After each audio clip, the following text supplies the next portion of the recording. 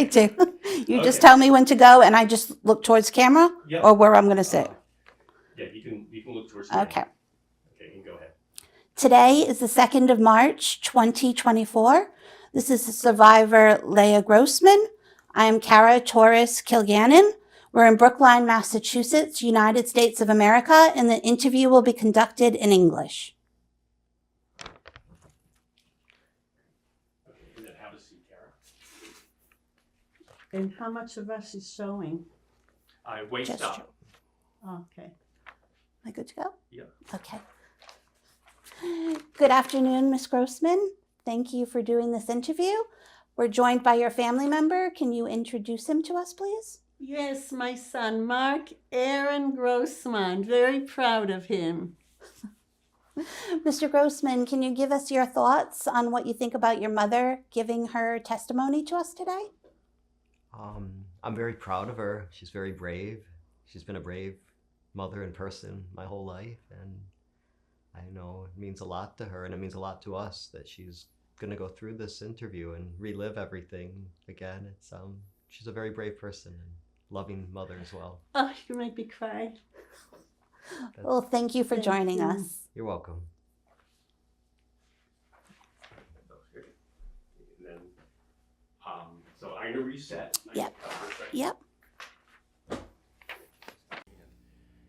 camera's rolling. And take it away. Can you please tell us your name? Leah Grossman. Can you spell it, please? Leagrossman. And what was your name at birth? Not sure, but we think it was Bella Lea Ferrari. Can you spell that for us? BELLALEAFERRARI, I think. Did you have any nicknames as a child? Not that I know of. And when were you born? We think I was born March 14th, 1944, which according to the Gregorian calendar is the second month of Adar. It's Adar Bet on Purim. It's a big Jewish holiday. And what is your current age? Almost 80. And in what city and country were you born? Urbino, Italy. Can you spell that for us? Urbino, Italy, Italy. And what was your father's name? Isaac Hapner, EISIG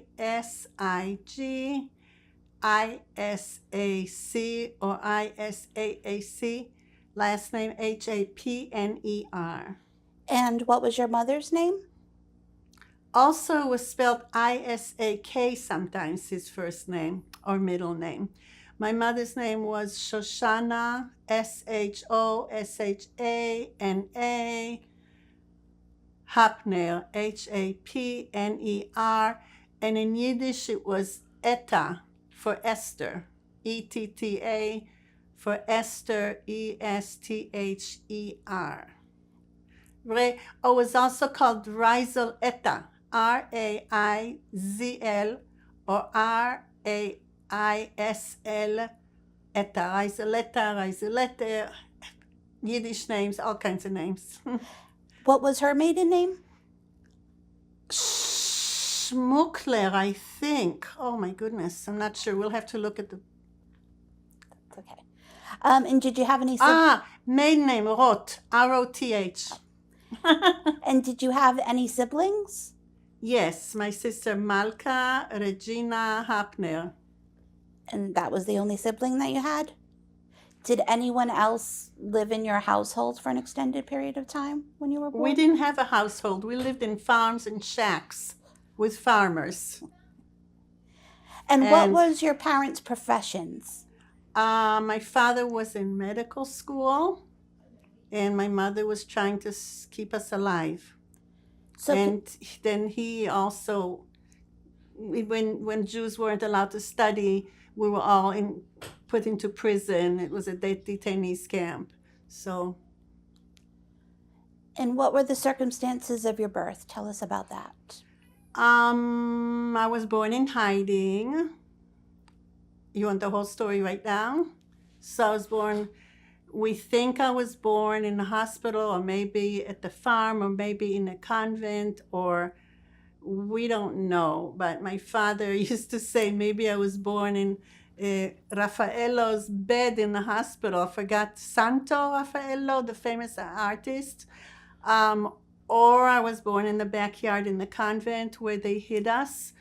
So it was, 1944. The war was going on very strong, and we were trying to stay away from the fascists. And so the farmers who didn't know any Jewish people, they didn't know to hate Jewish people, they hid us, they gave us food.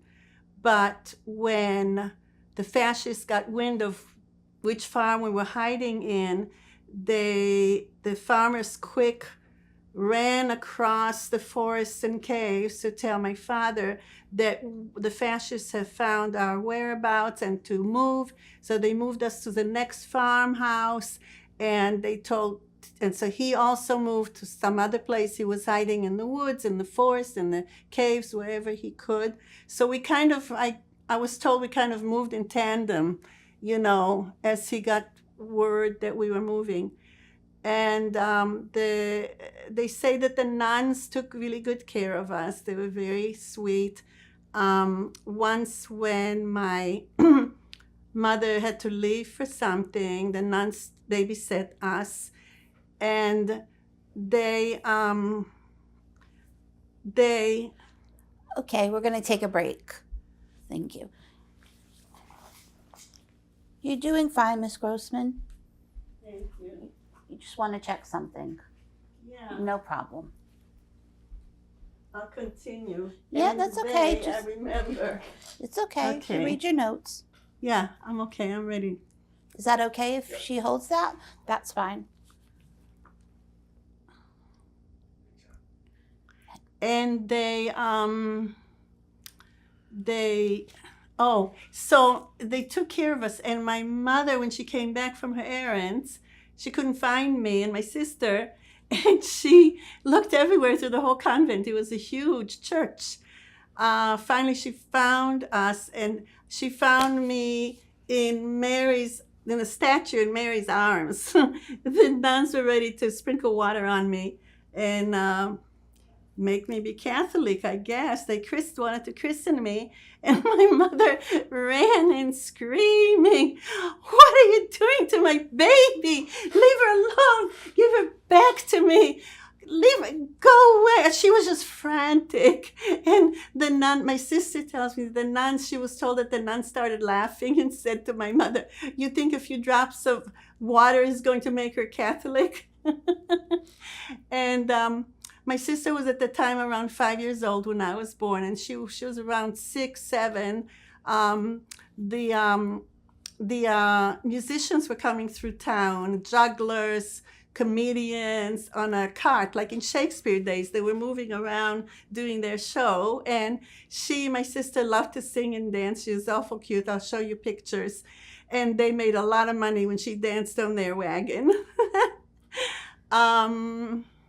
Also, I wanted to say that in the beginning, when my sons were born, I had already lived on 3 continents: Europe, Asia, and North America. And as of today, I've completed a full circle, coming back to Dorchester, where we arrived from Israel. Well, the full circle would be back to Israel, but Dorchester is where we landed when we came from Israel in 1957. So thank God my parents survived World War II, and together we survived it. We survived the Arab-Israeli War in May 14, 1948, which brought about Israel's freedom of a sort, and later the Palestinian Fedayeen insurgency. Through these travels, I have acculturated their way of life and have learned to speak and read and write several languages. So what else?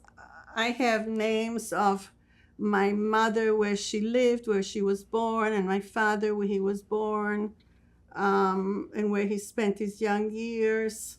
I don't think you want me to read this whole book. Yep, no, so if you can start with your mother, where was she born? She was born in Mosty Wielki, which in Polish means many bridges or tall bridges, on January 8, 1910. Or big bridges, Mosty Wielki, big bridges. It was near Lvov. We all heard about that today. It was a small town on the river Solokia, which emptied into the river Bug. So there was a bridge dividing Mosty Wielki from Krystynopol, where my father was born. And that was about 12 kilometers south, I think, where he was born March 3rd, 1910, both in Poland at the time.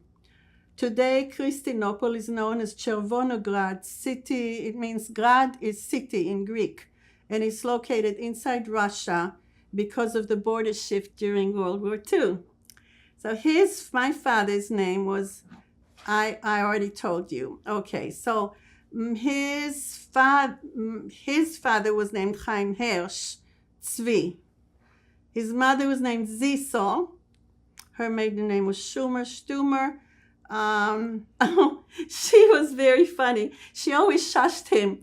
All he had to do was take a breath like he was going to say something. And in Yiddish, she would say, Chaim Hersh, sei still, sha, be quiet, in other words. She never let him say a word. So my Abba was, she had 5 siblings. Her father was from Hungary. He was called a doctor because he did everything. He did a little bit of every trade. My father in his teens tutored privately by the famous Rebbe from Belz, known as the Belzer Rebbe, the famous Belzer Rebbe, because of the Rebbe saw great potential in him, and so he tutored him. Eventually, my Abba started to tutor other young boys, preparing them for their bar mitzvah. Abba and Ima spent their young years in a very large, loving family. They knew each other as teens, as Abba often came to get his teeth checked by her Abba. Her Abba learned how to do teeth from his Abba. Abba means father. However, after Ima's mother passed at a very young age from cancer, she, being the oldest, my mother being the oldest, took over caring for her devoted tate, her father, and adoring young brothers. She learned housekeeping from her mame and became a model balabuste, model homemaker, while doing her best to cheer her family. She was very protective of her brothers, and this from a friend of ours, Shmuel Kastner. They were neighbors there, and they were neighbors in Israel after they found each other in Israel. He told me that one of my mother's brothers was kind of a troublemaker. And one winter day, as he was walking around town, he saw a few Gentile boys. So he decided to jump into the puddle near them and got them all wet. They all decided to beat him up in retaliation. My mother saw him and jumped out of the kitchen window. That's what Shmuel says. She just flew out of the kitchen window with a pot in her hand and chased them away. Anyway, Shmuel and Etka, his wife, and my mother's family were neighbors in Mosty, I told you, and also in Israel, near Tel Aviv. It's called Yad Eliyahu. That was very fortunate they found each other. So I have pictures of that too. Both my Abba and Ima, my father and mom, had 5 siblings each. Ima in Yiddish is Ruja or Reisel or Etel, Reisel Etel or Etel or Reisel Etel, all kinds of names. Rose in English, Shoshana in Hebrew. She and her youngest brother, Mendele, were the only ones who survived the Shoah. Mendele survived by serving in any army he could join doing dental work, which he learned from his father. The first time my Abba went to Italy was in 1932 to study medicine. He had to stop after 2 years because of the war. Ima survived because she moved with Abba to Italy. Mendele, her younger brother, born in 1913, and his wife Hannah moved to Israel around 1947 from Italy. They went from Poland to Italy to Israel. And when their first boy, Tzvika, was about 3 years old, Mendele had established a dental practice in Italy, and they moved to Israel because we were there. They had 3 children, Tzvika, Zevi, and Mirale. Mirale was born 10 years after the middle one, Zevale. She was their love child. Ima's maiden name, oh, here we go, is Schmuckler. Schmuckler. Other siblings were Ichi or Iche or Sitzrak or Isaac, Leibish, Leon, Aryeh, Shunye, Shimon, Manek, Iju. Those are all Yiddish names. Manek or Meir, the oldest one, was redheaded.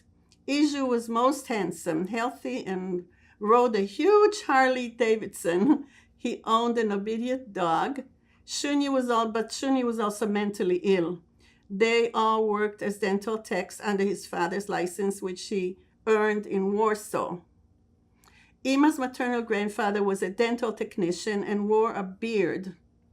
Mechusta, I don't know what that is, polished in a handsome Yidale, a handsome Jewish man. Ima's parents, Hirsch and Malka Roth, they were called Hirsch and Malka Roth. That's how my sister got her name, Malka. He made a living as a watchmaker, photographer, and dental technician. Abba's father, Chaim Hirsch Tzvi, was born in 1880. His mother, Zisel, and I don't know if you want, they had many siblings. Should I mention all the names? Okay, Meir Hapner was born 1856 in Hungary. That was his grandfather, my father's grandfather. But then David was born in December 12, 1906. His name was Eduardo Ozias or Ozias Eduardo Hapner. Then Rachel was born March 8, 1915.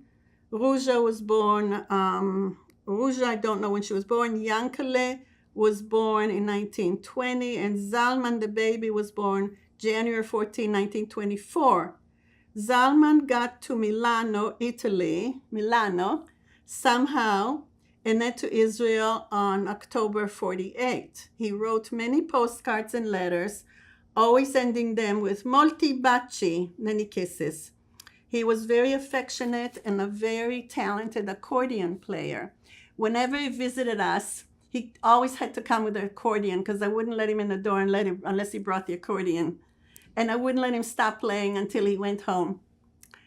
My Ima, he loved my mother's cooking, and his wife married David Mazia, M-A-Z-I-A, in Siberia. Later came to Israel. Rachel, the other sister, married Yulek, who came to Israel in May 1945 on a military boat. So the whole family survived, immigrated to Eretz Israel, to the land of Israel, and Manchester, England. I have relatives there, but haven't found them yet. His oldest brother, David, ended up in Brazil during World War II and married a woman called Olga, who was not Jewish, but she wanted to be Jewish, but the Orthodox Jews would not allow it. They had, I think, 5 sons who married and gave birth to many, many more Hapners. There's a whole Hapner mafia in Curitiba, Brazil now. All came from David, my father's older brother.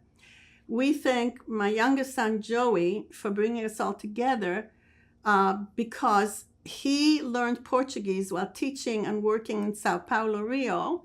And so Sao Paulo and Rio. And so he translated a letter that our cousin, great uncle Eduardo's son, wrote to Zalman, the next to youngest child.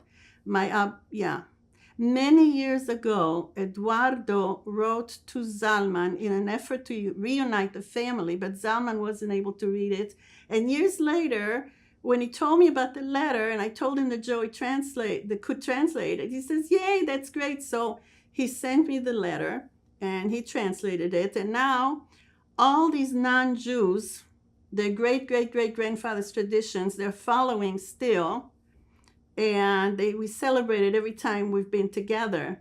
These bunch of Catholics are singing Jewish songs on Rosh Hashanah or Shabbat. As a matter of fact, Dado, Eduardo, my third cousin's daughters, Fernanda, Paula, Luisa, truly enjoyed their visit to Israel in 2018. Abba's sister Rachel's husband, Yulek Greenwald, started a sweater factory called Kirami Knitting Mills in Hutchison, in Park Extension, Montreal, Quebec, Canada. Zalman was the tailor. He helped out with his imaginative and creative designer's vision and sewing talents. The factory was very successful. Kirami grew into a very successful factory that employed hundreds of people. I remember the large, awesome space in the many beautiful sweaters. It was a huge warehouse. It was so big. Each sweater that he made was more beautiful than the next. And I remember Yulik and Zalman making me a forest green turtleneck dress, form-fitted, long-sleeve dress. I absolutely loved it. Well, while Ima's family dealt in teeth, watchmaking, and gold, Abba's family created fashion. A gifted tailor, his tate, his father, passed on this gift to Abba and Zalman. Abba, that's my father, used to fix and darn my mother's hosiery. When they ran, he had a unique sewing, he had a unique little needle that he could fix her hose, because hose were nylon or silk, and they were very expensive in the wartime. So he would fix them. And he learned this art from his father, and he used a specialized needle or tool. Like I said, nylons were very expensive and really hard to find. Abba and Ima grew up in a very, very religious, pious home. However, Abba became less religious as he got older. In fact, he took pride in referring to himself as, "I am agnostic." He just gave up religion for a while. Then he traveled to Modena, Italy, and he studied in Italy at the Istituto Anatomica in Modena. Miaro, Miarro, was the province. In 1933, he studied medicine. And in one of his visits back home, he met Ima, and they fell in love. They married. I have a photo. And the families decided to pool their monies together and help them to escape the dangers of the Shoah by sending them both back to Modena. Abba graduated in 1943. I have his sheepskin diploma. So I was born Baile Laie Hapnerova. In Poland, it was Hapnerova. In America, it's Hapner. In Israel, it's Avneri. In Pesaro Marche, in Urbino, it's a province. On March 14, 1944, we think. And my sister Malka Regina was born in Modena, June 15, 1939. At some point, we were interred in a detainees camp in southern Italy, Ferramonte. Signor Giovanni Leoni, who presided over the camp, saved our life because he gave Abba special permission to return to medical school. This was a miracle since it was forbidden for Jews to study during the Shoah.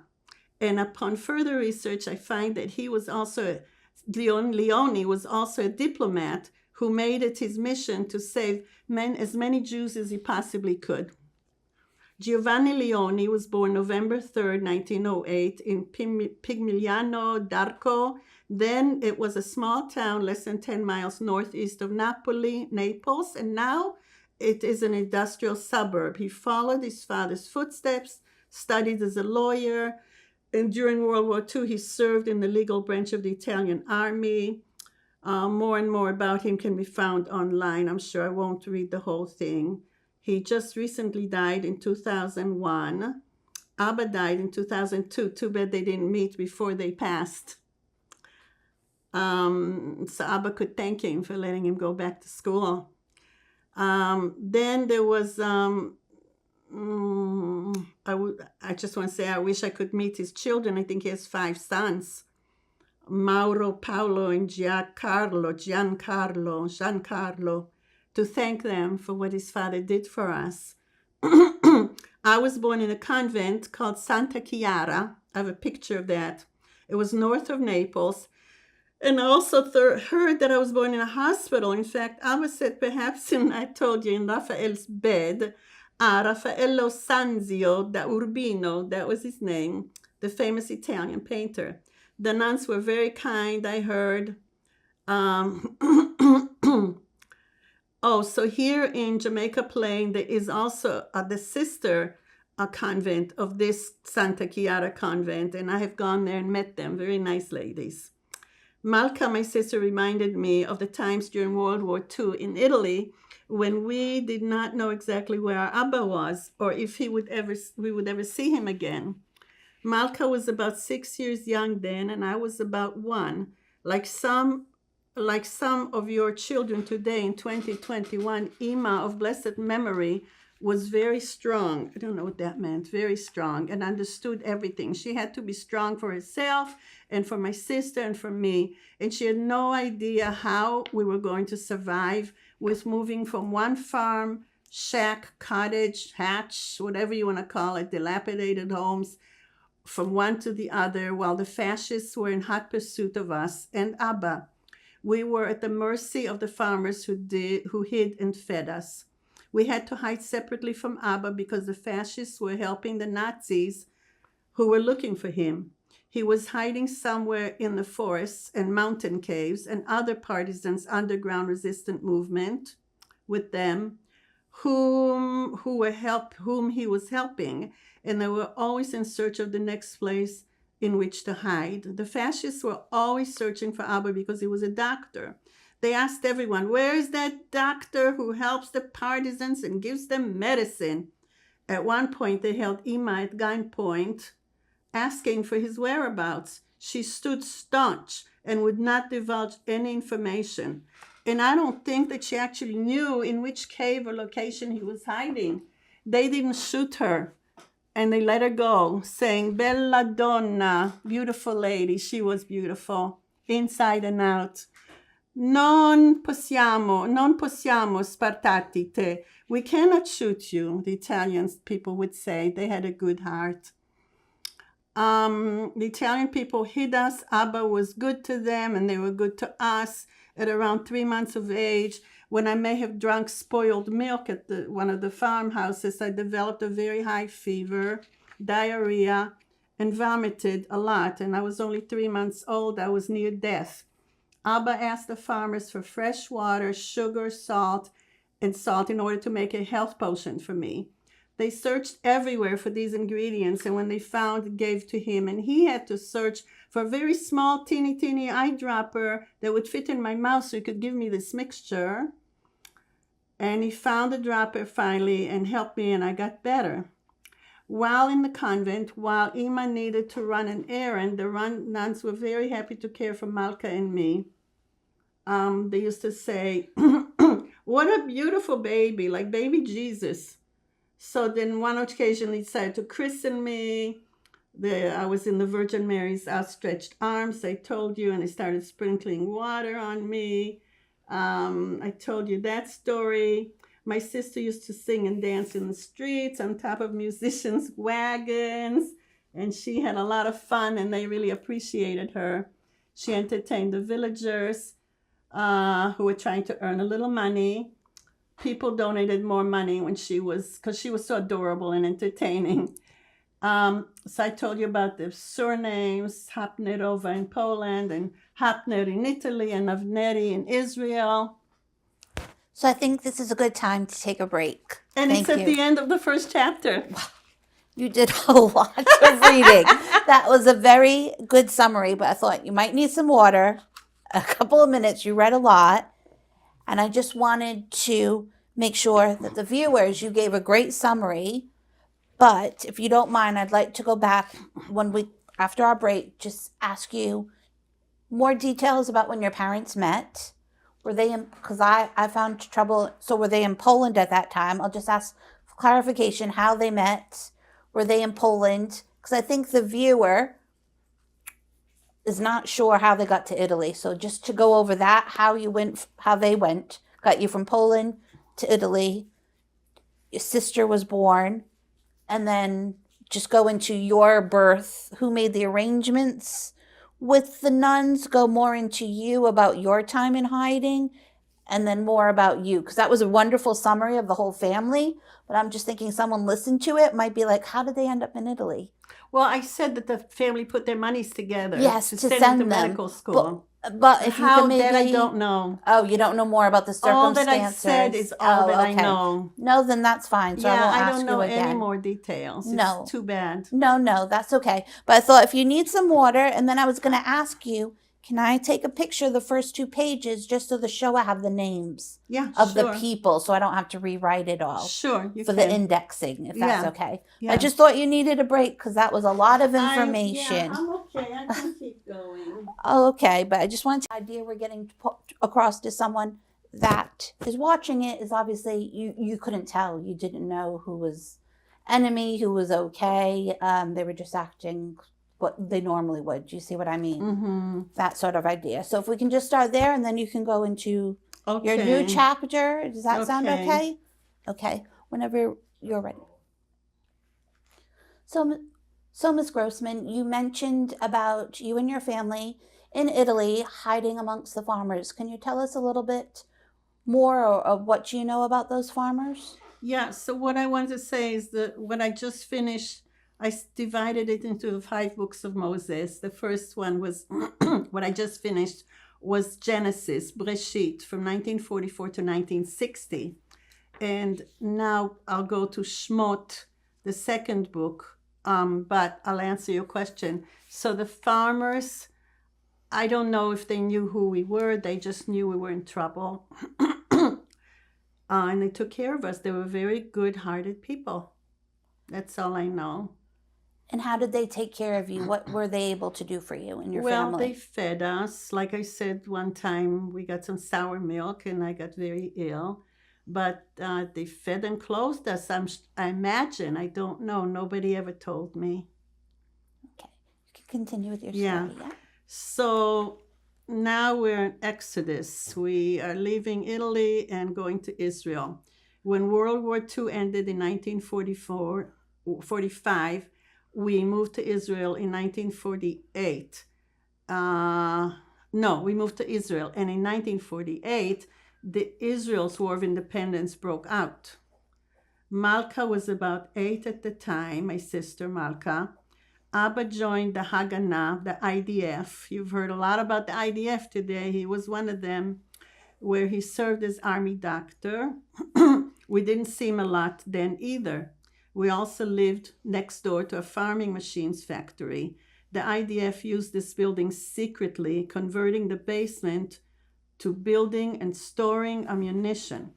The British airplanes were always circulating around to bomb the area because of the heightened activity. So we were right next door to it, and I could hear the bombing all the time. Abba fought with the partisans, so we saw him very seldom. I said that. At that time, he was hiding in the mountain caves. Oh, here we go about the farmers who were hidden by carrying Italian farms by Italians in farm shacks, carrying Italians. They took good care of us, and whenever we were alerted that the fascists discovered a hiding place, we moved from shack to shack, and Abba moved from cave to cave. I'm sorry, this is a little bit kind of uncombobulated. Anyway, departing Bella Italia at the end of World War II around 1945, and with the aid of a Jewish organization called Habricha. Habricha could be translated as to flee. We sailed what was then Palestine, governed by the British Mandate. We had relatives in both America and Palestine, but my parents chose Israel because they were Zionists. And I don't know to which settlement we arrived first. We moved very often in Israel. It was the Tzena times. That was the time when everything was rationed. Food, clothing, called it Tzena time. Malka told me that when we got our ration of butter, she was so happy We didn't get it often, but when we got it, she licked it slowly to savor the taste and felt that she must be in heaven. Israel was going through major changes during these years, transforming into its own free state. And around 1947, the Israeli War of Independence, Milchemet Ha'atzmaut, erupted. It is the first of many wars of Israeli-Palestine conflict. Many wars still going on today. When I wrote this in 2021, well, these are from notes that I've written, but I wrote this actual book during COVID. Another reason Ima chose Israel, from Italy to Israel, is because her youngest brother, the only survivor, survived the Shoah and had already settled in Israel, so she wanted to go there. Also, it was not known which other countries would accept Jewish refugees. At home, my parents spoke several languages such as Polish, Italian, Yiddish, and when they didn't want me and my sister to understand, we learned it anyway. From around 1945 to 1957, we lived in many villages and communities all over Israel. It was a time of war. We couldn't stay anywhere long and survive. We moved often, but don't worry, we had only the clothes and a few cooking pots to pack. The first place I remember was Kibbutz Ganya Aleph and Ganya Bet, where Golda Meir, the first prime minister, and Moshe Dayan, the Ramatkal, and David Ben-Gurion, these were our first statesmen. They worked there, and they were there in the kibbutz where we moved to. They were the first influential Zionist dignitaries. Then we went to Kiryat Matalon, Rosh Pinah, Bet She'an, from 51 to 53, Beit Alpha, Kibbutz Tel Amal, and Kiryat Bialystok. I think that we lived the longest time in Kiryat Matalon and Kiryat Bialystok. We were called kibbutznikim, which means kibbutz, people who live in a kibbutz. The kibbutz was the first commune that was built on the borders in Israel to watch over the borders, keep the country safe. So that's where we lived. And I was very young, and I vaguely remember life in these kibbutzim. I know that the Ramatkal, Moshe Dayan, David Ben-Gurion, and Golda lived there at the same time. Sorry, I said that. During 1947 to 50, I think we moved to Kiryat Matalon. We lived in a very small house with a pretty large plot of land that Abba cultivated and grew many vegetables and fruit trees. I remember going outside with a chunk of a hearty lechem shachor, black bread, and carefully picking a large green pepper. I sat down on the cool, rich black earth. I was just 5, 6. I was leaning against the cool brick side of the house and truly enjoyed sinking my teeth into that juicy pepper. One bite of crunchy pepper and one bite of bread. Yum, yum, yum. This is for my grandchildren too. I dug the peanuts out of the ground with my hands and cleaned them off and ate them raw. This was the first time I saw how vegetables grew. Everything was so fresh and delicious. Next door was an ammunition and farming machines factory, which the Arabs bombed every day. We constantly heard loud bombs exploding all day and night. Perhaps that is why I always jump to sudden noises. The IDF used this building secretly. Sorry, I'm going over what I already said. Converting the basement to building and storing ammunition. And the British airplanes were always circulating around to bomb the area because of the heightened activity. I remember on one occasion when I was probably 3, at dusk, I saw our friendly milkman riding his mule-drawn wagon, holding up a dimly lit lantern on the familiar dirt path in front of our house. He was shouting, "Run to your shelters, hurry, hurry, run to your shelters." I guess we were going to get bombed again. Ima quickly grabbed the masking tape and began to run from window to window to tape it so the glass shouldn't shatter from the jarring of the explosions. Abba kept rushing her. I don't remember being scared. My parents were always reassuring. And Abba picked me up, wrapped me up in a blanket, and started to run out to the shelter while shouting to Ima, let's go, let's go. Finally, we were all in the shelter, but our shelter was like a foot deep. It was a big square hole by the vegetable garden that Abba hadn't finished digging. I heard a lot of explosion and fell asleep, feeling safe, cuddled up in his great big arms as we descended into the shelter. This hole was supposed to protect us from the shrapnel. Malka remembers the hole being full of ants and spiders and other bugs. Yikes! People who did not have shelters had to run to the forest. Across the street was an old tree log that resembled an elephant. It was very large, and Malka and I had a lot of fun playing on it. I have a photo of that too. One wintry day, it started to snow, which is unusual in Israel, and my Ima called for us to hurry and build a snowman before the snow stopped and melted. We hurried to build a snowman, and it was a lot of fun. It melted a few hours after, just as Ima said it would. I guess she remembered snow from life in Poland, where the winter months were as cold or even as colder than they were here, much colder. I remember another time when it snowed and we were riding on a double-decker bus. I always liked to sit on the top deck so I could reach up and get the snow and throw it at the people below. Once a month or so, Ima and I used to ride the bus to a nearby Petach Tikva, so to go to the beauty shop. I sat near the window studying the way, and Ima always sat erect so as not to lean against the wood seat that would cause her bra metal strap to rub against it and get her blouse dirty. She was so pedantic. I usually played outside the beauty shop waiting for her, and once I have played farther than usual, so when she came out she couldn't find me. In the meantime, it seemed to me that I had been waiting longer than usual, so I went outside looking for her, and the owner told me that she had already left, frantically looking for me. When I didn't see her, I started walking home. This is like probably a good quarter of a mile, and I was pretty young. So I wasn't upset or sad. I just felt very confident knowing the way home. Calmly, I crossed a multi-intersection, I remember, and kept walking towards home. I remember seeing the sunset and our milkman across the street on his donkey and wagon, and he waved to me and offered me a ride home. I said to him, it's so free.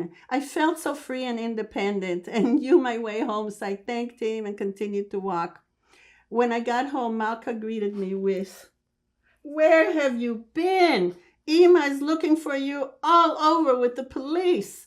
And she gave me, I just was calm and, reassured, I'm home, I'm fine. Then she gave me my favorite buttered bread with jam, yum. Ima came soon after with the police, and she was deliriously happy to find me safe at home. I did not know what commotion was all about. I felt totally in control. Being a mother myself today, I completely understand why she was so worried. Then I think we moved to Bet She'an, or Rosh Pinah, for about 3 months. We didn't live but a few months here and there. We lived in a Roman-style house on the 2nd floor with a very large balcony and a small toilet in the corner. Abba worked in the hospital. He always worked in hospitals, and with the army during the Israeli War of Independence. Often he took us with him to the hospital to give us ice cubes from the freezer. Nobody had freezers in those times. The hospital did. That was so much fun, there was a date palm growing outside. It was very tall. It grew right into our balcony, and the branches were heavily laden with fresh, succulent dates. We could eat all the dates we wanted. We also had rats or mice on the balcony, and every time Ima saw one, she would scream quickly and jump up on a chair. Early one morning, we awakened to Ima shouting, "What are you doing? Stop shaking the bed!" She looked up, and there was Abba standing at the head of the bed, and Ima thought that he was shaking the bed. It turned out to be an earthquake, but minor, thank God. There were a lot of earthquakes at that time in Israel. When I was 5, I think, we moved to Kibbutz Tel Amal, today called Nir David, for 2.5 years. The kibbutz was nestled on the banks of Hayarkon, which is a river flowing north and south in Israel, at the foothills of Har HaGilboa. It's a mountain mentioned in the Bible. Abba was the kibbutz doctor, a country doctor, a doctor who's a specialist in nothing and an expert in everything. Malka reminds me that Abba earned 5 specialties over his long lifetime. In Israel, he worked as a general doctor and pediatrician. In Dorchester, when we came here he came in 56, we came in 57. He did geriatrics. In Montreal, that's another story. He did heart and lungs. And in Maryland, he went to psychiatry. They needed psychiatrists at that time, so he switched over. He was always reading and studying, a genius of a special kind. When someone asked him how many languages he spoke, he would look down to his toes because he was very tall. So he would bend over and look down and said, I'd have to count my fingers and toes too to tell you how many languages I can speak. Knowing so many languages, his foreign patients appreciated being able to speak with him in their native tongue. That alone was healing. In Kibbutz Tel Amal, I stayed in a co-ed dorm, and my sister Malka stayed in a kibbutz across the street, Bet Alpha. That was for older kids, I think high school kids. Although we saw our parents only once a day, kibbutz life was really fun for me. Every morning before breakfast, we went on a wagon ride to the farm to pick and eat carrots and strawberries and other fruits and vegetables, whatever was in season. After breakfast, we played, then went to lunch in the children's dining room without our parents, and then we all napped in the dormitory. After naps, we always swam in the glorious Asi. I have a picture of that on the Yarkon River, which I mentioned before. This was a Roman-style swimming pool left over from the Roman time. Here I learned to swim because someone pushed me in. After dinner, we all enjoyed playtime and a second dinner with our parents. That's when we got to see our parents, was at the end of the day. And I especially loved eating those huge green olives and rolling down the long grassy hill. Olive trees were abundant in Israel and still are. On Shabbat mornings, we used to climb to Har HaGilboa to find mosaic pieces, ruins from the destruction of the Holy Temple, Beit HaMikdash, and pick iris and cyclamen that grew wild amongst the rocks. They smelled so good, but we're not allowed to pick them today. The last place we lived before immigrating to America was Kiryat Bialystok until my 12th birthday, when my parents gave me a going-away birthday party. We lived here for about 5 years in a very small home, like in Kiryat Matalon, the one before, but with a larger plot of land, and we were next door to a kindergarten and not an ammunition factory. Malka told me that there were shtibels, shtibels are small homes, and didn't remember attending shul. People just didn't attend shul in Israel. And we know shul is synagogue. And as we know it here, but for one actual shul, I think on Yom Kippur, my 6th grade girlfriend, Rima Kluch, enjoyed eating sweet ripe guavas. This is on Yom Kippur when you're not allowed to eat. We're sitting on the cold black earth underneath the guava tree grove and in her yard while our parents were attending services across the street. Entering the front door, the only door of my house here in Kiryat Bialystok, was a small hall-like area that connected from right to left into the kitchen. The living room, the salon, was a small, very small room, and the bathroom. The floor was made of ceramic tiles, grayish. It was called balatot. And Ima kept it clean as a plate. Once when Mendele, my uncle, her youngest brother, visited us in Flint, Michigan, I told him that I keep the house clean just like Ima. He looked down to the floor and said, okay, let's sit down and eat on the floor. We all started laughing. Ima made gefilte fish. It's, do you know gefilte fish? Every Shabbat, every single Shabbat. And she was the best cook, even in this teeny tiny kitchen. She prepared very tasty meals, fit for royalty. And I don't remember a stove. I think maybe she had a primus. Everything she made was from scratch, of course. Every single Shabbat she made chicken soup, kneidlach, that's matzah balls, with tiny square noodles that she made herself, rogalach, challah, much more. She bought the fish alive and she had to hack it in the head with a hammer or something. I don't know what she hacked it and killed it in the bathtub.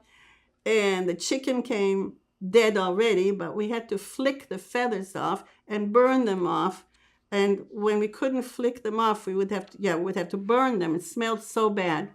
I remember the burnt smell still today. Weird, but a good memory because I did it with my mother. Mendele, her youngest brother, used to come to eat with us often and always brought more groceries. We loved to see him, and he always had to scratch my back on the sofa bed for hours on end before leaving. He had nerves of steel. So Zalman had to play the accordion. Mendele had to scratch my back. There was one very small window up high in the kitchen where once my father put a pot of Ima's yummy chicken soup to cool. When it was time to sit down for our Shabbat meal, Abba brought down the pot very carefully, and after warming it up, Ima served it, and we couldn't wait to devour it. It smelled so delicious. Ima's eyesight may not have been very good because I think that she didn't notice all the dead ants in the broth, or they were gnats, or I don't know what they were. They were tiny little things. We saw them, and as Malka and I crinkled our noses, thinking twice about eating all those bugs, Abba cheerily scooped some soup up in his spoon and ate it, smiling.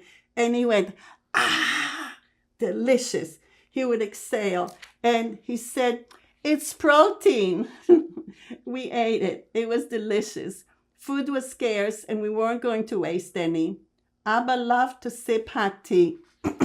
And with each sip, he inhaled, which made me laugh and laugh. He took great pleasure in making us laugh. Once when Ima served him tea sweetened with salt by mistake, he did not say anything to her so as not to waste anything or hurt her feelings, and he enjoyed every sip. But with his usual smirk, he whispered to my sister and me, he said, it's salted. Ima overheard it and was saddened almost to tears. Abba also liked to dip a cube of sugar in the tea and suck the cube sugar. Ima's goal in life was to keep us healthy, comfortable, and happy, and she did. Abba and Ima slept on a sofa bed in the salon, the living room, with 2 windows. The salon doubled as their bedroom, and Malka and I slept in a small room with 1 window. The bathroom was really small, with shower head and indoor toilet, but it did have a tiny window. My parents had to heat the water before every shower. We had the sweetest dog. His name is Guri. I think he was part collie. He had the coloring of Sheba, our dog that the kids grew up with, and Nellie, who Joey has today. And now that I think about it, he did have short fur, so I'm not sure what he was. Once in a while, we walked to the nearby newly built amphitheater. An amphitheater is an outdoor theater with no roof, to see a movie under the stars. Loyal, sweet, loving Guri walked happily with his tail wagging and, of course, was not permitted to enter the amphitheater. When we came out, Guri was not there. The ticket agent told us he waited for us a long time and then walked home. So Abba whistled to him, and Guri came running as fast as he could, tail wagging. Guri was never on a leash, and he loved to hide behind neighbors' trash cans across the street so that he could come out running and barking, tail wagging to surprise and greet passers-by on foot or bike or cars, vendors, buggies.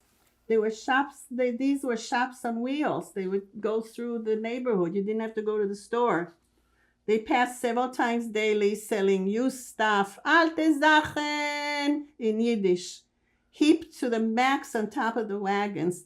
They were vendors also for sabres of every, sabres, those are cactus fruit of every color, yummy. They were shoemakers, all kinds of professions. Our neighbors came over any time, day or night, to ask Abba for medical help. When they knocked on the door in the middle of the night, Abba went right out with Guri prancing ahead of him. On moonlit nights, Guri was like a flashlight because his white-tipped tail was wagging to show him the path. Abba could have lived like a king, but he never cared for money, yet the neighbors paid with homegrown food, fresh chickens, vegetables, and so on. Ima shared all her cooking with neighbors and always invited family and neighbors over for Shabbat. In the garden, when Abba dug up trenches, this is written for my grandchildren. I hope you're not bored right now, whoever's listening.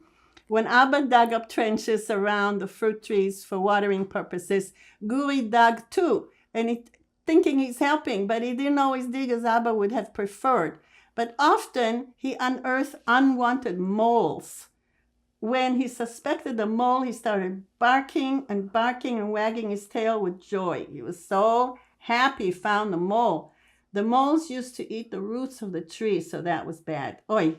So both Abba and Guri were very happy that he had found the moles. Abba planted so many types of trees, vegetables, fruits that grow on the vine, oranges, grapefruits, guavas, and more. However, the pecan tree was Abba's biggest challenge. He probably remembered pecan trees from Poland and somehow found a seed and planted it and tried to grow it. He really babied it, and some days it grew a few leaves and about a centimeter taller, and other days it shed the leaves and stopped growing. Abba used to measure the growth daily. He was totally baffled, so it never grew even taller than 1/2 meter. This was the only plant tree that he could not grow, but he didn't get upset. It became a joke and a mystery. Every day we wondered how it would look tomorrow and the next day and so on. One hot summer night, my sister and I awoke to Ima's loud screams. A tarantula landed on her back while they were asleep. What we think happened is that since the windows were wide open in the summer, was hot and no screens, the tarantula must have crawled in and onto Abba's back, and he in his sleep must have felt a tickle and flicked it off and it landed at Ima's back. Thank goodness they did not get stung. In the salon, we had a long, narrow mirror. When Guri saw himself and barked with tail wagging at the mirror, he thought he saw another dog. Once a week, I attended Gadna, where we taught self-defense. On one occasion, almost at dusk, so this was like a Girl Scout thing, but we learned how to shoot a gun and stuff like that. But I left Israel before we learned how to shoot a gun. But on one occasion, I came home from Gadna, almost at dusk.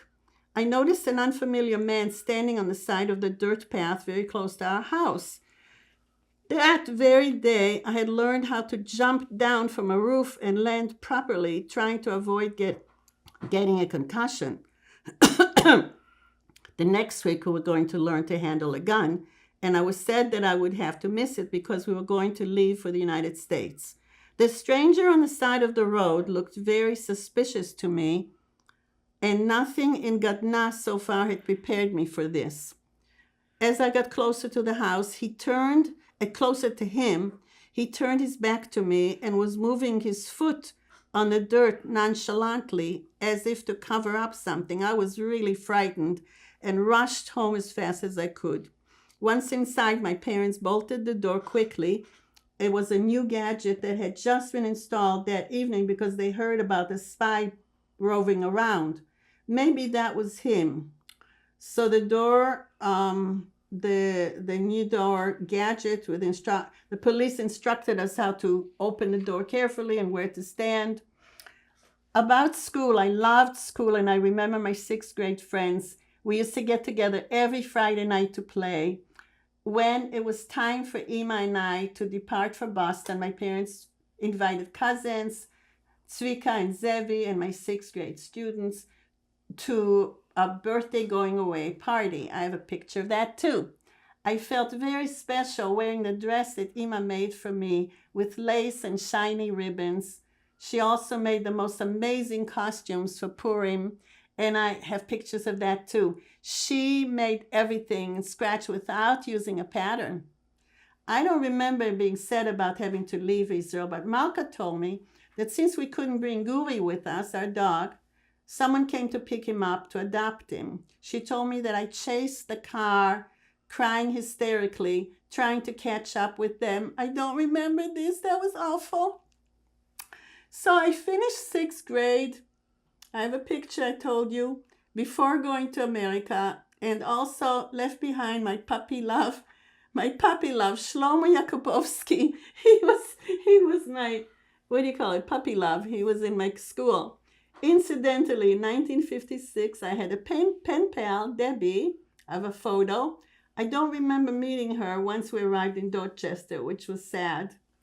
In Israel, our last name was Israelized, Avneri. We're going to take a break now. Thank you. That was not a lot of Oh, information that you wanted, was it? No, it was perfect because. We're on. So before we get to your experience of moving from Israel to the U.S., can you let us know when your parents arrived in Israel, what languages did they speak? Polish, Yiddish, learning Hebrew, Italian. Yeah. Did you and your parents learn Hebrew In the Israel. kibbutz? In Israel. Yeah. You mentioned your father joined the IDF. What was his reason for joining? And my father and mother knew the Torah, the Hebrew Torah. It's a different Hebrew. He had to fight in the IDF, and he was a doctor. They needed doctors. Most men did fight in the IDF because it was wartime. Your father worked as a doctor. What did your Ima do during your time in Israel? Did she have a job? She, in the kibbutz, I'm sure she helped because the children lived alone in dormitories with women who took care of us, caregivers, and the parents contributed to the running of the kibbutz. So she must have had a job because we did not see them all day. Just at dinner, after our dinner, we went to their dinner and had a second dinner. And please tell us about your education while you were in Israel, what you remember. Well, in the kibbutz, I was very, very young. I don't remember having classes. We just had a lot of fun. We helped picking the fruits and vegetables, but that was just for fun. We were very little. I did study, I remember 6th grade. I remember learning a little bit of English and not a lot. And You Are My Sunshine was the song we learned. And then at the end of 6th grade, we left for America, for Dorchester. And you mentioned having to move kibbutz quite often due to wars and violence. What were your feelings? Were you scared? Was it hard to move from place to place? What can you tell us? We moved 1,000 times in those few years, and I don't remember I remember being comfortable because my parents were very nurturing and kept us from harm. I just remember the bombs exploding in Kiryat Matalon with the ammunition factory next door to us. But I don't remember ever being scared. And my sister, when came time to go to America, because my father had come to America in 1956, he was supposed to take the Andrea Dorea ship, Italian liner. He changed his mind and took a different ship. I don't know the name. And it's a good thing that he did because the Andrea Dorea drowned. And I think everyone drowned in it. It was close to Boston. And they almost were in Boston and they drowned. It's in the history books online. You can find it. It was called Andrea Dorea. So it's a good thing he didn't take that ship. Good for him. But then he took the next ship in 1956. And then a year later, he brought us as he was more settled here. He worked at Boston General Hospital, at Jewish Home for the Aged in Dorchester on the corner of King and Queen Street, and a third hospital, Bournewood Hospital, was a mental hospital. You may have heard of those hospitals. And so then my sister decided to stay in Israel and serve in the army. She joined the army. She was 17. She ended up meeting her future husband there and having a baby. We were in Israel, and we were in Dorchester, and yeah, And how old were you when you left Israel? 12 and a half. And what languages did you know at that time when you were 12 years old? Hebrew, but I could understand the languages they spoke because they spoke them when they didn't want us to understand. Understand. Please continue. Okay, so the next chapter is Leviticus, Vayikra. In the spring of 1957, Ima and I traveled on board a ship called Zim, Z-I-M, to meet Abba in Boston. Malka was such a Zionist, she decided to stay behind and fulfill her military obligation. Abba had come to Boston a few years before us. He was scheduled to take the SS Andrea Dorea, pronounced Dasli, an ocean liner for the Italian line, Società de Navigazione Italia, home ported in Genoa, Italy, known for her sinking in 1956 when 46 people died. For some reason, he took a later ship, and Dasi survived. The reason Abba left for Boston is because when we were on vacation in Naharia, it was a seashore town of the Mediterranean Sea, Abba met a Dr. Teichmann who asked him to come work for him in Boston. So I remember Ima and I walking up the steep stairs to the ship, leaving Israel. We waved to my sister, who was standing on the dock below. We were called to come inside to eat, and we were assured that we would be alerted before the ship left the dock. Appeased, we went to the dining room downstairs, but as we were eating, we felt the table and dishes and silverware shake.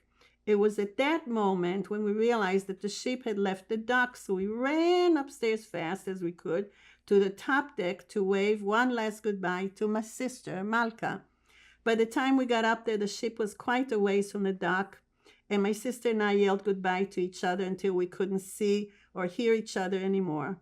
We went back to the dining room once we could hardly see Malka anymore, and I was very sad. Recently, Malka told me that she heard us yelling at her. While at sea, Ima experienced extreme discomfort with her right arm, which was progressively getting worse. With so much pain, she couldn't even lift up her right arm, and I had to help her dress. The ship sailed the Mediterranean Sea and stopped in Italy near the Rock of Gibraltar for a day or two. There were vendors below the small boats who hoisted up baskets filled with their tchotchkes for us to buy.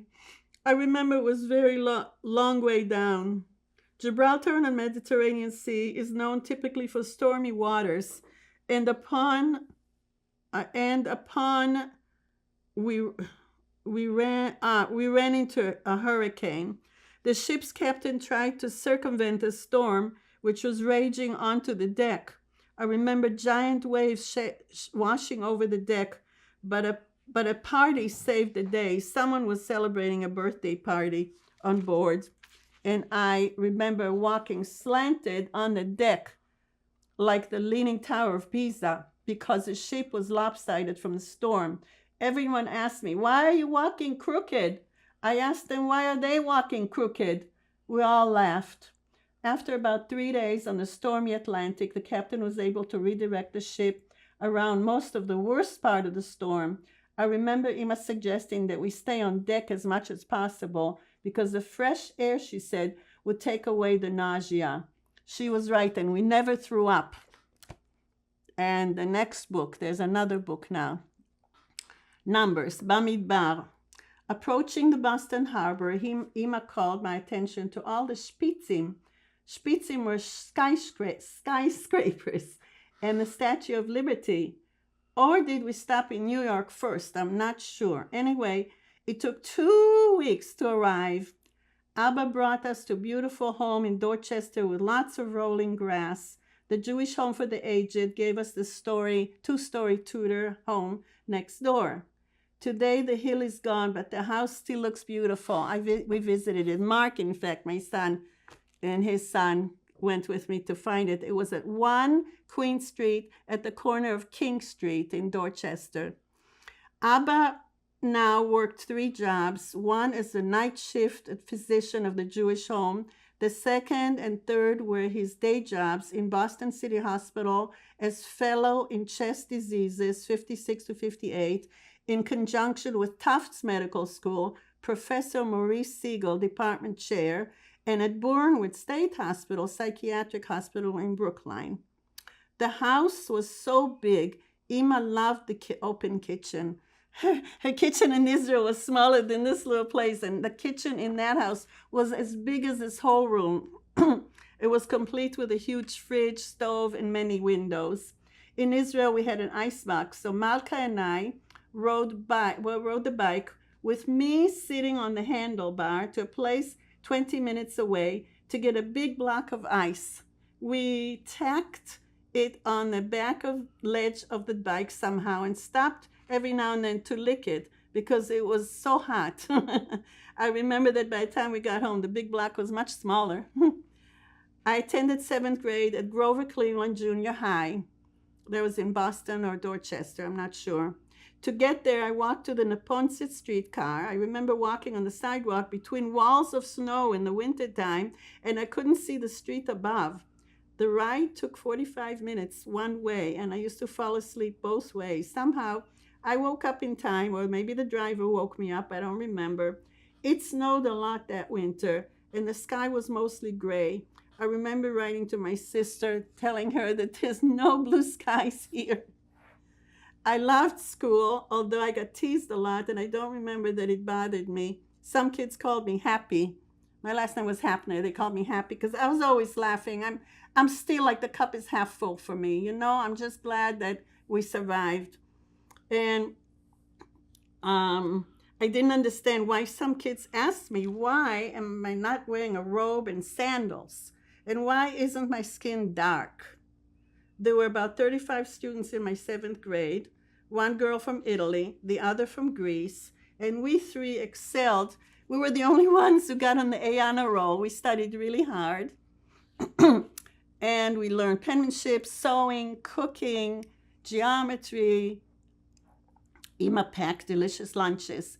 Everyone always wanted to trade lunches with me, but I couldn't because my lunch was kosher, and I couldn't eat the school lunch. I was sure because my mother was a wonderful cook. I loved my teachers. I have pictures of all that. In the large corner living room in the house in Dorchester, this doubled as my parents' bedroom. There was a huge Zenith console TV, big old TV. Our first one ever. It was so large and a much welcome donation. Jeanette John Poole and I used to, her father was a journalist, John Poole, and we used to watch in my parents' bedroom. I arrived knowing only the English alphabet and a song, You Are My Sunshine. But I quickly learned English by watching TV, like the Mickey Mouse Club with Annette Funicello, My Little Margie, the Gail Storm Show, Ed Sullivan Variety Show, the Lawrence Welk Show, and many more of my father's favorites. I learned quickly because Abba was a good Rebbe, the good teacher. Rebbe really means teacher, rabbi. The good Rebbe that he was, he assigned me daily homework of writing 10 new words every day in complete sentences. We also took turns with translations while watching TV. And when school started, I could speak pretty well English. This was in the summertime, so I had a whole 2-3 months to learn. He was also a very devoted father. Again, when I had a high fever with the mumps, he nursed me to health yet again. My cheeks swelled up so that I must have looked like a chipmunk. My fever was so high, and Abba stayed by my side for over a week until I felt better. He held my forehead with his large, warm hands, which was better than any medicine. He fed me food that was easy to digest and wouldn't hurt my throat when I swallowed, like shredded wheat with milk. That's when I developed a lifetime liking for the cereal. I still like it, and they still make it, shredded wheat. It is still being manufactured. In Israel, our cereal was bread and milk, but that's okay. At least we had something to eat, albeit rationed. In Israel, I studied piano for a short time because my teacher left for America. In Dorchester, I studied with a new teacher. Then this teacher went to Israel. I loved playing the piano, and so I continued playing by myself. Every morning, as soon as I woke up before breakfast, I sat down at the piano and composed music. Back to the house. Next to the living room was a dining room, though I don't remember eating there or that there was even any furniture in it. I remember eating in the kitchen, and there was an Art Deco style table and chairs and a large refrigerator and not an icebox. Not a refrigerator, not an icebox. The photo shows my mother and me standing next to it with the door wide open, showing off a shiny red apple. Apples were rare in Israel at that time, and if you could find them, they were very expensive. I remember once in Kiryat Bialystok, the town where we lived before we moved to Dorchester, when my mother bought me a red shiny apple at the Makolet, tiny little neighborhood store. I was so happy, and when she was handing it to me, I noticed a little boy standing in the corner watching me with the apple. He looked like he would love one too. My mother understood his yearning facial expression and bought him an apple too. And we had no money. Ima loved the convenience, but my mother was charitable. She gave off, the shirt of her back. Ima loved the convenience in the kitchen, although she was very sick with, I think, breast cancer. She never showed any signs of pain or discomfort, bless her good heart. I don't remember anything else about the layout of the house. One day, a cute little stray cat adopted us. She smelled so bad, so we named her Stinky. She gave birth to a teeny kitten, so we named her Pinky. They were indoor and outdoor cats, and one day Pinky became pregnant, so Ima took her to the vet because she had a hard time delivering. But then they were born alive. One day, one of them climbed the neighbor's house and was on the roof for many days. Abba tried everything to get her down, but she was too afraid. Finally, he got the idea of standing on a chair and holding up her little sleep box high so she could reach it. And lo and behold, she jumped into the box. I was so happy. Abba was so happy. I don't remember attending shul in Boston, synagogue in the Boston area, but our cousin, Moshe Reiter of Canada, went to one with us in Roxbury, where he visited. Abba loved to drive around to explore Boston and the area. A week or so before he was to take a driver's test, we drove to Blue Hills Reservation. We also drove to the beautiful Arnold Arboretum. Abba was beaming ear to ear with pride for driving us all over with his first car. One night during a big snowstorm, we drove around the neighborhood to look at the colorful Christmas decorations. The snow was very heavy, so the windshield wipers did not work well. Abba kept stopping the car to wipe off the windshield, but it filled up again quickly. Except for one little space, Abba nominated me as navigator and I felt very important as I guided us along, peering through a tiny little hole. Abba drove very slowly and carefully. We truly enjoyed the adventurous tour and returned home safely. I did not attend Hebrew school that year, but I had done so well at Grover Cleveland Junior High that at the end of 7th grade, the teachers recommended that I totally skip 8th grade. In the United States, our last name was Hapner, the end of Leviticus. Next is Deuteronomy, Devarim. We'll take a break. Thank you. That was very good, Ms. Grossman, because you can see Semitism in the U.S. Then I'll mention you appear to have adjusted quite well to life in America. Was that the same experience for your parents? And then I'll just mention, was your sister still in Israel? Were you able to visit? What was communication like? And then I'll just save the bit about Israel for later, or we'll see what we get on. Okay. That's okay. Yeah. Okay. Let me know. Roll I'm it. ready. Roll it. Okay. Roll it. Roll it. Miss Grossman, did you experience any anti-Semitism when you moved to the U.S., and can you tell us about your experiences? Yeah. No. Besides the part where the kids ask me why I'm not wearing robes and sandals and my skin isn't dark, no, I didn't. And you appeared to have adjusted quite well to American life. Was that the same experience for your parents? Can you explain it? I think so, except that my mother was very sick and soon after she passed away. So, And what about your sister? Did she remain in Israel? Were you able to still communicate with her? we wrote letters. And was she able to visit, or were you able to visit at that time? No, that was a matter of 2 years, and then she came to Canada. So we weren't away that long. Okay, I'll let you continue with your Oh. story. So Deuteronomy is the 5th book of the Torah, Dvarim. However, at the end of that year, 1958, we had to move to Montreal. This move was, I think, because Abba's visa had lapsed, and also that his sister Rachel and brother Zalman lived there with their respective families. Abba got a job at the Jewish General Hospital and Jean Talon Hospital, and my parents registered me in the 9th grade. I had skipped the 8th grade in a parochial Hebrew day school at Dat Israel. On the way to Montreal, we drove our first car, a giant dark green Dodge, on a rural road along Lake Champlain. I have photos standing next to it wearing my new school clothes, purse, pill hat, and short white gloves. How elegant we were then, which I still have a photo.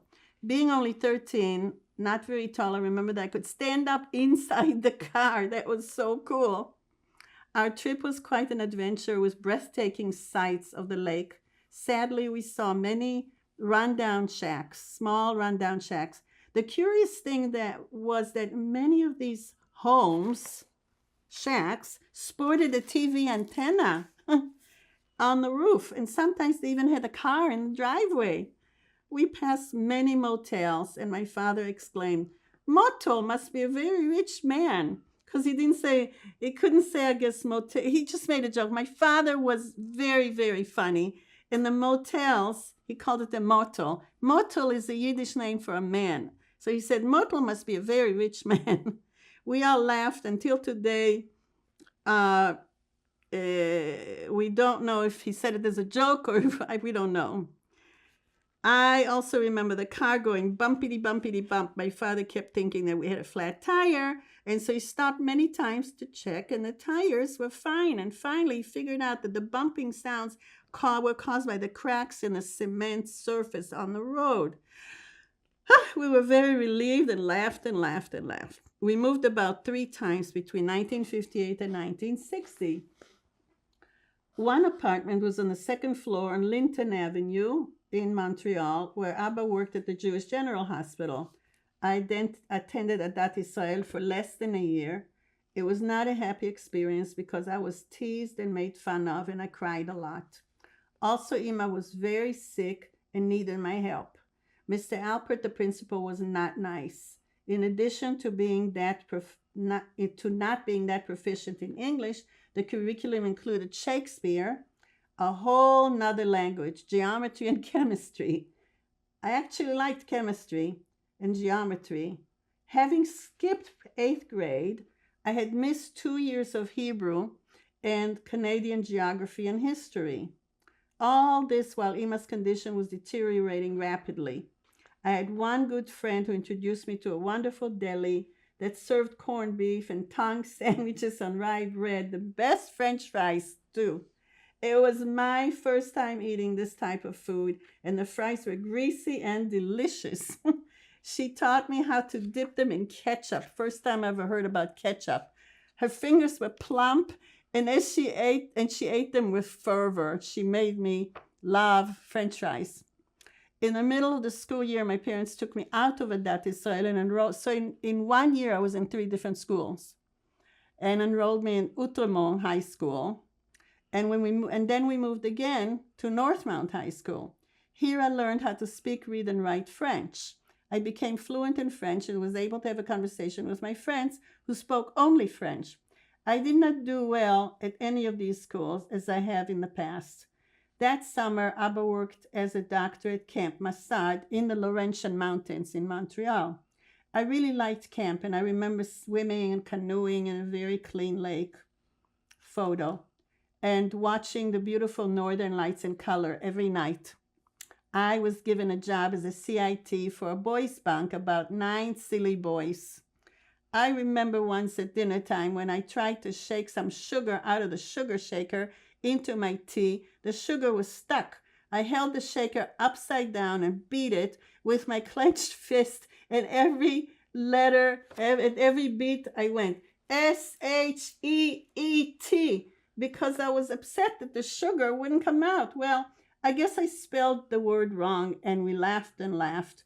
And the 9 little campers said to me, if you're going to spell that word, you should spell it right. How did they know at the age of 9?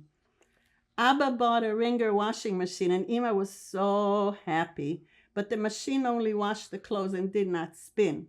So, in order to wring out the water, Ima had to slide the wet clothes through 2 rollers at the top of the machine to squeeze out the water, and she turned the handle. So it was a lot of work, but nonetheless, Ima thought this machine was a real metzia, a real find. And I guess that it was indeed, because I remember that in Israel, she washed our clothes outdoors by hand. First, she had to boil the water and carry it outside in a large, heavy pail. Then she poured the boiling water into a large, deep metal pail. And then she had to scrub all the clothes to death on a washboard. And then she carried clean water outside again with which to rinse the clothes. Then she had to wring them out by hand and hang them on a line outside to dry. I remember that once in winter months, Ima hung the clothes on this kind of a line outside between apartments. This was in Montreal in the winter time. We were in the apartment building on an upper floor, so we had a metal line which pulled in, and we had to like reel it in and out to hang the clothes. It was a sunny day, but really cold, wintry. When she opened the window to retrieve the clothes, they were frozen stiff. Boy, did she laugh. She laughed and made me and Abba laugh too. She was that way. Even when something was difficult, she found a way to focus on the funny side. We celebrated holy days with relatives, Aunt Rachel and husband Yulek and daughters Lola and Dola. Note that Yulek was fast asleep in the picture. You could see it. He always fell asleep on the couch after a meal. Okay. So in Montreal, I started 9th grade in Adat Israel parochial school. It was a very challenging year as I was still learning English, and Ima became more ill. In addition, we were learning Shakespeare, an entirely other language. I was moved to 2 other schools as we moved again and again. During 10th and 11th grade, I left Montreal for Petersburg to join Abba and left behind my teen love, another teen love, Pierre Slakmon. This is the maftir, the ending. In Montreal, Ima's health declined, and it was very difficult for me to keep up with schoolwork and care for her at the same time. Abba was working many hours, but Ima never complained that I recall. Then the time came when she needed to have a partial mastectomy and did not recover well. I remember caring for the wound, which had not been sutured or closed. There was a lot of pus, and I had to wash it gently with warm, soapy water. This was so painful for her, and she cried a lot, saying, I don't want to die. I don't want to die. It was awful for both of us. In February 1960, as Ima was nearing the end of her life, at the young age of 50, she was almost 50. She was born in January, so she had just turned 50. It was decided that she and I would return to Eretz Israel. For some reason, Abba could not join us. Abba was allowed to board the plane, though, to bid us both goodbye. In those days, even a non-passenger could board the plane. I saw my parents kiss goodbye in the middle of the aisle. I watched in awe and amazement and a feeling I cannot describe as they hugged and kissed each other for what seemed like an eternity. This was the first time I think that I ever saw my parents kiss or show any kind of affection towards each other. My father got off the plane and the plane took off. I don't remember seat belts. And once in the air, Ima started sewing to finish the top of her skirt that she had made and she was actually wearing. She was getting very tired and I told her that I would finish sewing it. She acquiesced graciously and it pained her so much to have me help her. I know that because she didn't want to burden me. I learned a lot about sewing in 7th grade, but Ima had also taught me a lot about sewing. And did I say that Abba taught me how to knit? I did not, but he did. We stopped overnight in Paris, my mother and I. The plane had to stop to fuel, I don't know what. In the hotel room with all the pain, she was her cheerful self, pointing out the room's high ceilings and French windows, the Eiffel Tower, which we saw through a fog, and she ordered a yummy meal, which included delicious French fries. When she had to go to the bathroom, she had to hold on to me because I had forgotten a bedpan on the plane. She was heavy and she knew it. She cried and felt so badly for my having to carry her to the bathroom. On the plane, as we neared Israel, we left Paris, we neared Israel. She was already on a stretcher on the floor. She said to me, let me know when you see the green grass of Eretz Israel. I did tell her excitedly when I got my first glimpse of the lush green grasses, but she was too weak to comment in any way. Her skin had yellowed. It was so sad. On February 15, 1960, upon landing, Ima was transported directly to the hospital. I think Tel HaShomer was the hospital. It's still there, where in earlier years Abba had worked there. On the same day, Malka was taken to a different hospital to give birth to her first child, Liorale, who was born 3 days after my mother passed. I was taken directly to Malka's apartment. Ima did not recognize me when I visited her. When Mendele, her youngest brother, visited her, they spoke in their native tongue, Yiddish, I was told. She did recognize Malka's husband. However, when he returned from visiting Ima, I asked him if I could visit her too, and he said that I could not, and I began to say, what if I wanted to say Ima dies? He said she did die. I cried because I didn't get to see her before she died. Ima got to be a savta, that's a grandmother, for 3 days, but never got to see her granddaughter or her daughter. Her granddaughter was born a healthy baby girl on February 16th, and Ima passed on the 19th. The baby cried a lot because of tummy aches. And to help her feel better, we gave her peeled grapes. We squeezed grapes and carrots. 2 weeks later, we all left Israel. It wasn't 2 weeks, it was longer than that. I don't remember. My mother's name is in Ima's passport I was a minor, so I am in her passport. I don't know why I wrote that. One of the reasons Ima wanted to die and be buried in Israel was because she wanted to see Mendele, her youngest brother, and my sister once more. And it was also a mitzvah, a good deed, to live and be buried in Eretz Israel. One of the day after Ima's passing, Uncle Pinchas, that's my sister's brother, got me a job as at a travel agency, and I really liked it. Sadly, I never got the chance to mourn for my Ima. He wouldn't let me, and only within the last 10 years or so have I been able to speak about her without crying.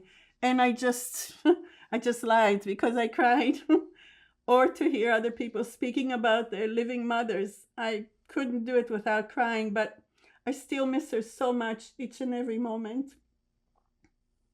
Around May 1960, Malka and her baby were all headed on the ship called Irpinia, an Italian ship, headed to Montreal to rejoin Abba, because Abba was still in Boston, and we went from Israel to Montreal.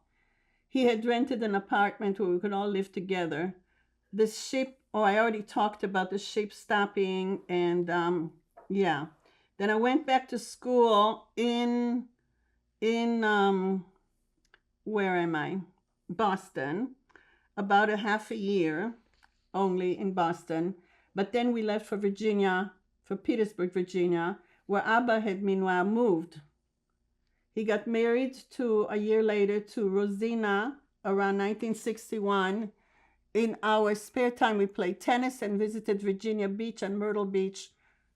And here's the ending. Behalotcha, the Haftarah.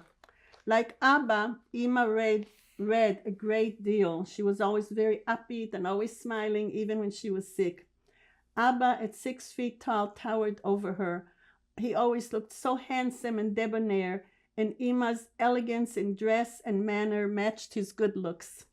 Abba in clean ironed clothes, and Ima in red lipstick, hair always in place, elegantly dressed in a skirt and blouse, and a dress that she designed and sewed herself, and a pearl necklace, which I still have.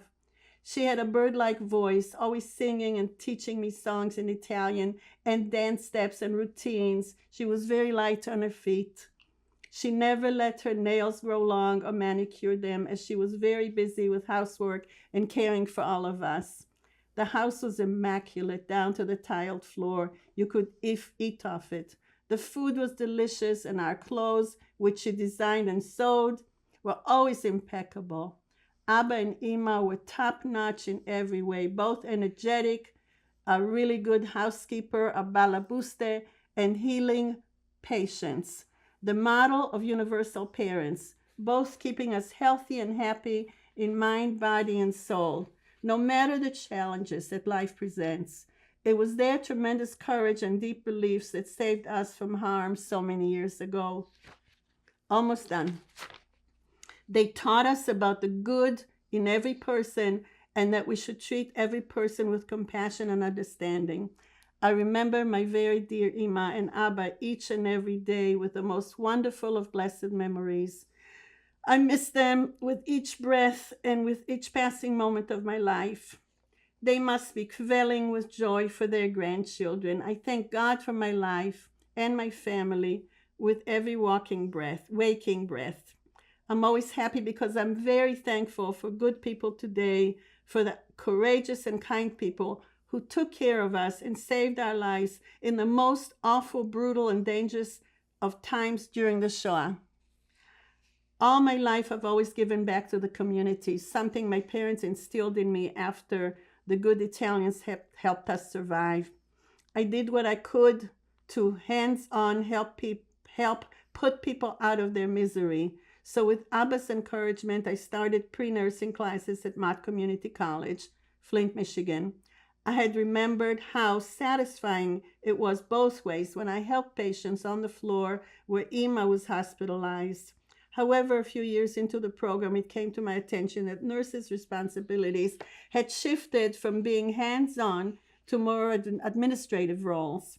That's when I decided to change my course to theater and enrolled in U of M Drama School, Flint Theater and Arts Dance Program.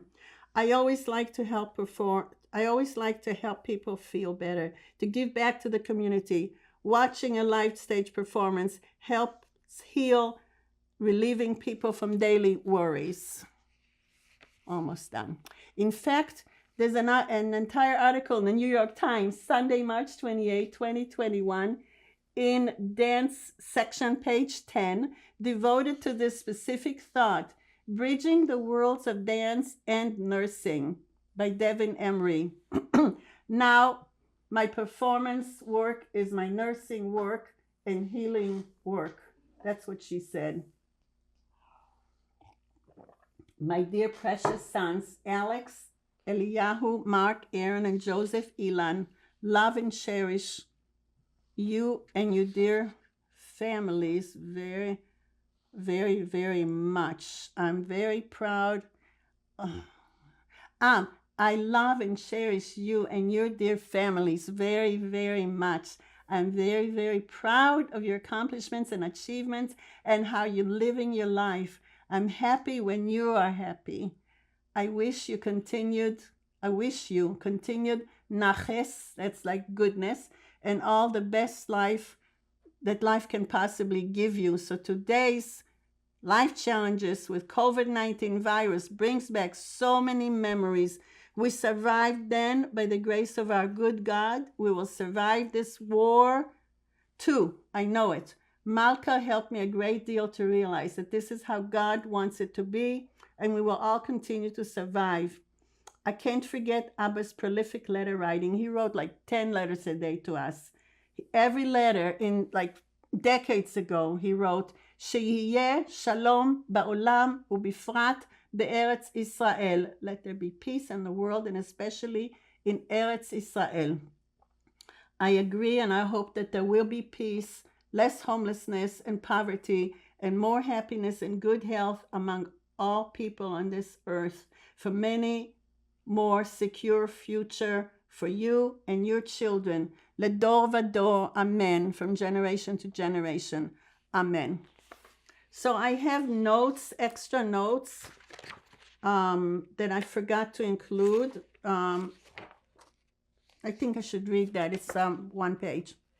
Yep, let's just wait 1 minute because you mentioned that obviously your children and their families give you great pride and joy. And obviously we were able to meet one son and soon we'll be joined by other family members. But I wanted to give you the opportunity to introduce to the camera each son, their wife, and if you want to mention your grandchildren, we can do that now before you go to your notes, if that's okay.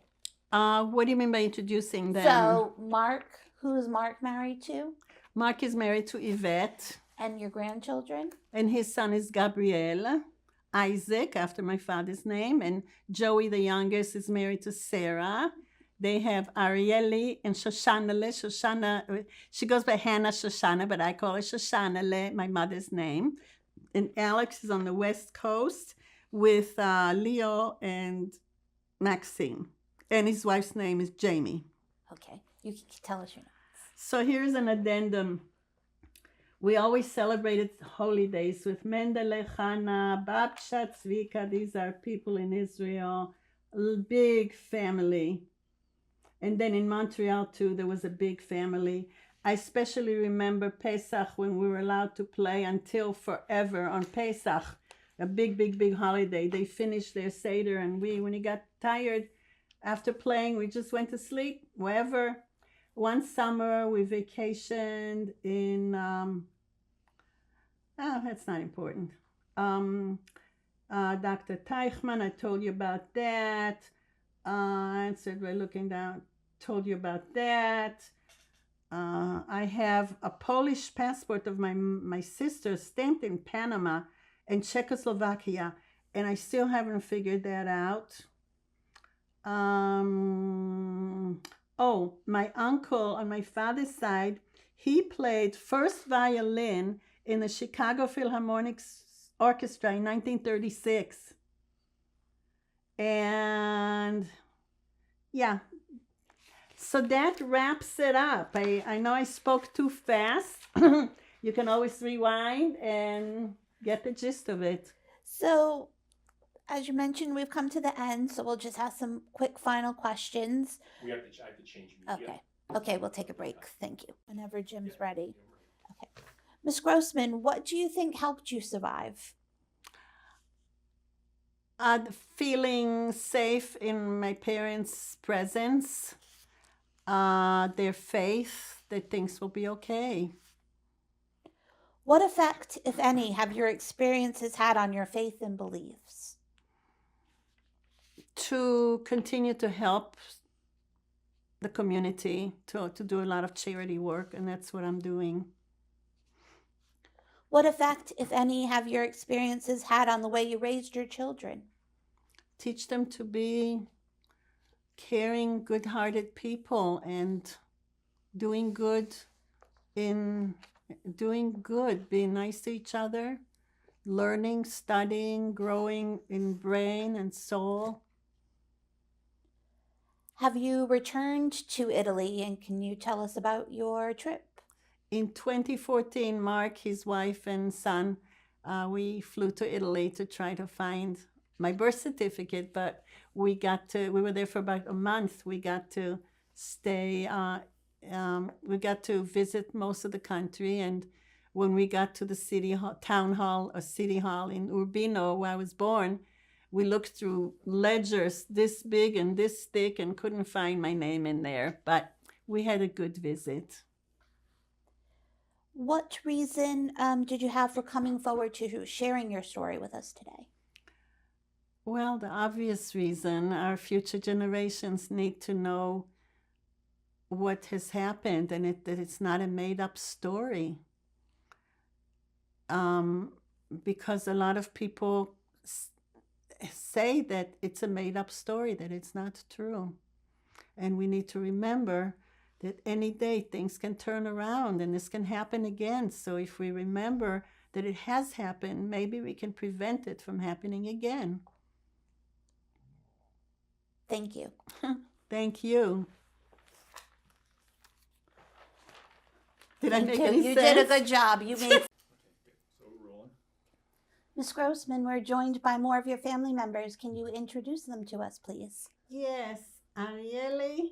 Oops, you know what? My mistake. This is why I always like working with the sound guy because Wait, actually, you know Arielle what? Pearl. That's a good height. Charlotte Pearl. All right, where's my headphones? Okay. Sorry, folks. Oh, it's okay. It's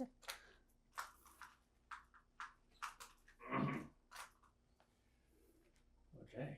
Oh, you're still rolling, so anytime. oh, good. Okay. Go ahead. Ms. Grossman, we are joined by more of your family members. Can you introduce them to us, please? Yes, lovingly. There's Arielle. You're how old now? 15?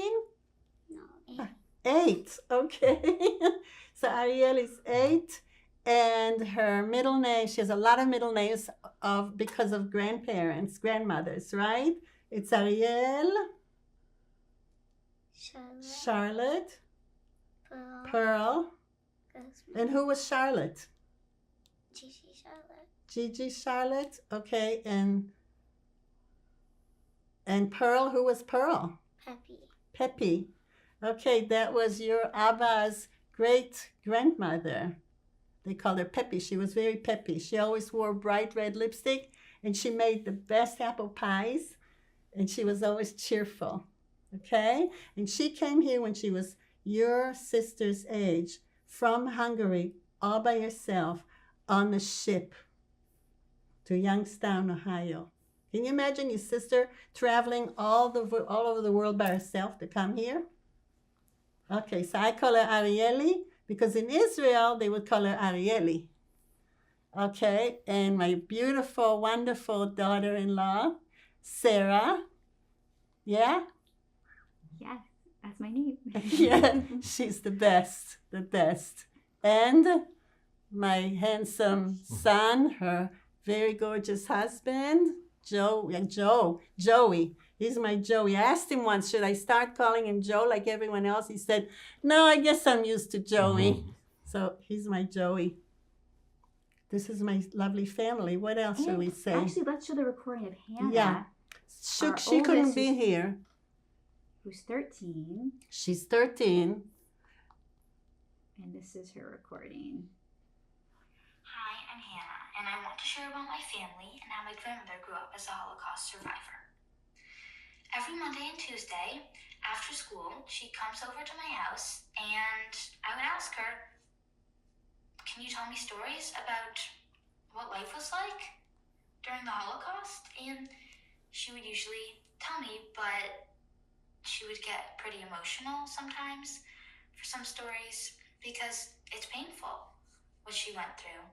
And I also see in her that she has a sense of pride because she lived through the Holocaust, and that's pretty amazing. Thank you. And I think that's pretty amazing. Her delivery of the little speech, very nice. Joe and Sarah, would you like to say something or share a memory of your mom, your mother-in-law? Yeah, I think I feel fortunate, growing up that, my mom was able to share a lot of stories with us from the past, from our family, from her parents or grandparents. And we got a sense that we're lucky to be here. They were lucky that her parents left Poland at the time that they did. And that there were good people in Italy that helped them survive. I think you got the story earlier, but most of the family members didn't make it out of Poland and didn't survive. So I always grew up with that sense that we were lucky to be here, and a little bit of sadness for all the relatives that we never met. Yeah, I would just add that I think very early on when I met Joe, he shared, obviously talked a lot about his mother and how close they are, and just also about all of the suffering that his family went through. I think to know Leah Grossman is to know her history, and that she's a Holocaust survivor. And in particular, the story of Shoshana, who Hannah, the video, is named after. Her middle name is Shoshana. We proudly named her after Shoshana. And just all of the sadness that Shoshana went through, losing most of her family and then dying from breast cancer at such a young age. So we feel so lucky I feel so lucky to have my mother-in-law, and I'm so lucky that she is teaching our children who they are and who our family is. And Hebrew and Bar Mitzvah, I taught. Oh, that's right. Yep, Go ahead. She taught, so Hannah was just bar mitzvahed, and she learned everything from her, who she calls Tata. Tata is like Savta. So she learned everything from Savta. So every single week, the two of them met, and they went over all of their Torah and Haftorah studies, and Hannah did amazing for her bar mitzvah, all because of her grandmother. Yeah, and when she was younger, I would speak only Hebrew to her. Yeah. The two of you used to say, Tata, rak ivrit, only Hebrew. I remember that. And she can understand everything still, but she just never wanted to speak it. Ariel sometimes says, what do you say to me in Hebrew?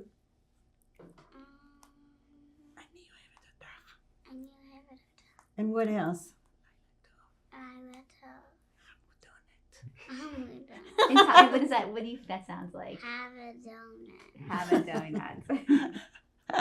So maybe I'll be able to teach, help prepare you for your bat mitzvah, maybe. I hope so. We'll see. Yeah, I would like that. And I'm just so lucky. I came here to help them with the babies. Because you want to show that picture? Grab that picture. They decided to have a baby in medical school. And we were in Ann Arbor, and I said to them, so who's going to take care of the baby? And they, as if they rehearsed it, both of them went like this to me. You. Really? So this is, so I moved from Ann Arbor, Michigan to here, first to Providence, where you were in school, and then here. I thought I was coming here for 15 months. That's what you said, Joey. Can you come help us for 15 months? I said, sure. When they came here, they said, can you come here too? And it was my pleasure. So. And she even had a crib in her home for Hannah. We'd have like an early morning shift, and we'd arrive early, and we'd just plop Hannah in the crib, and we'd go off to the hospital. And I was asleep sometimes. Yeah, you were couldn't. That was funny. And your mother came every single week and took Shoshana, I call her Shoshana, Hannah, to Boston for overnight. Mm-hmm. So between the two of us, you did good. And we did good because we had you. It's good to have families close together. Yeah. Joe, do you want to share the time that you went to Israel and you saw your grandmother's grave? Is that important? Yeah, go ahead. I'll be right back. Or take a break? Yeah. No, So she can get the okay. picture? Keep going. It's okay. It's okay, keep going. Okay. So this is us in front of the grave.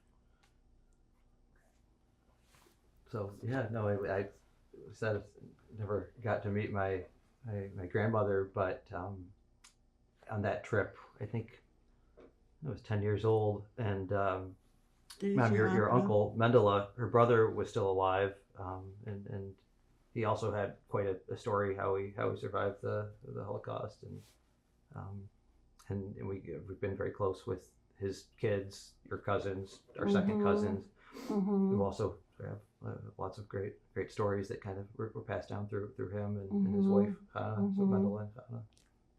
He survived because he helped the Nazis with, he said, you're going to need a dentist.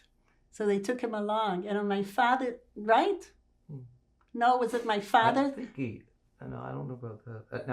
Not the Nazis. He helped the other side. Oh, okay. Yeah.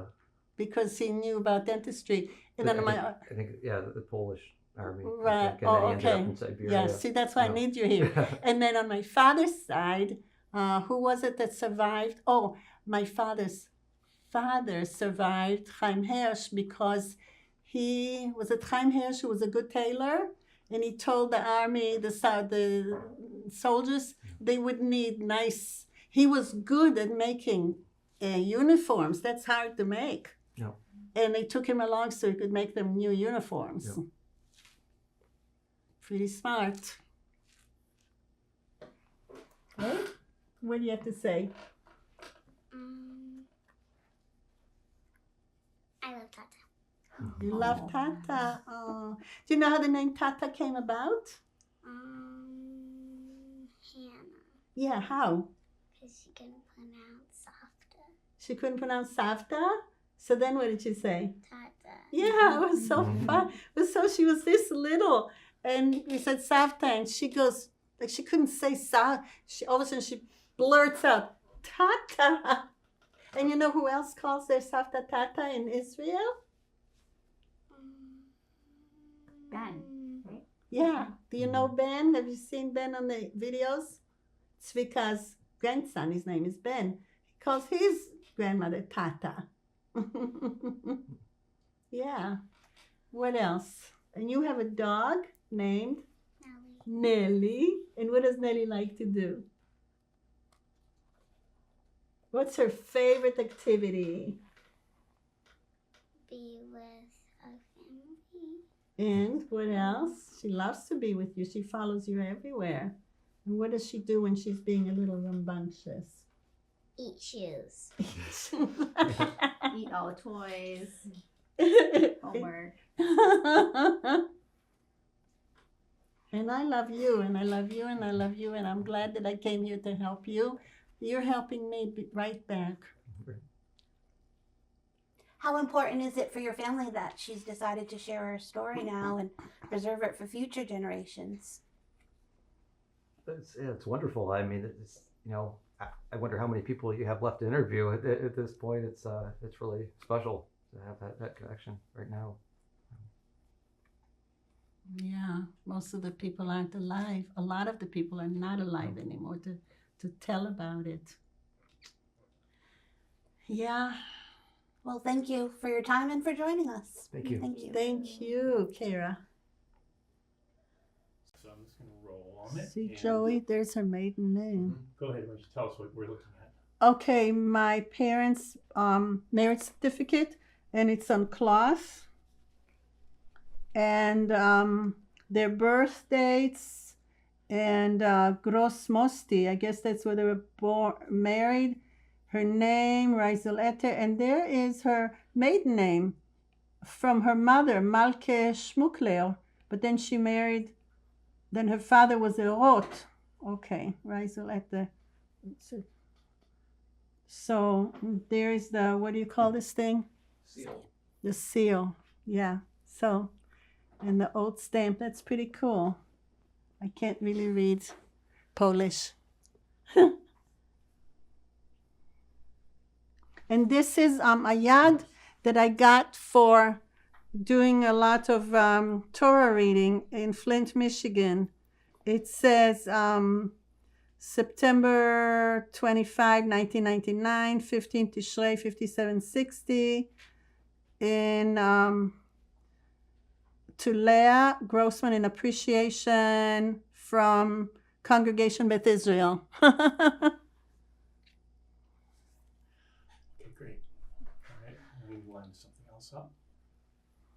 Okay, tell me what we're looking Okay, at. so my mother knitted and crocheted this in Italy for my sister. The buttons are really cool. She must have searched high and low for buttons. They look like white roses. I don't know where she got the yarn. I don't know where she got the knitting and crocheting needles, but she did this with no pattern.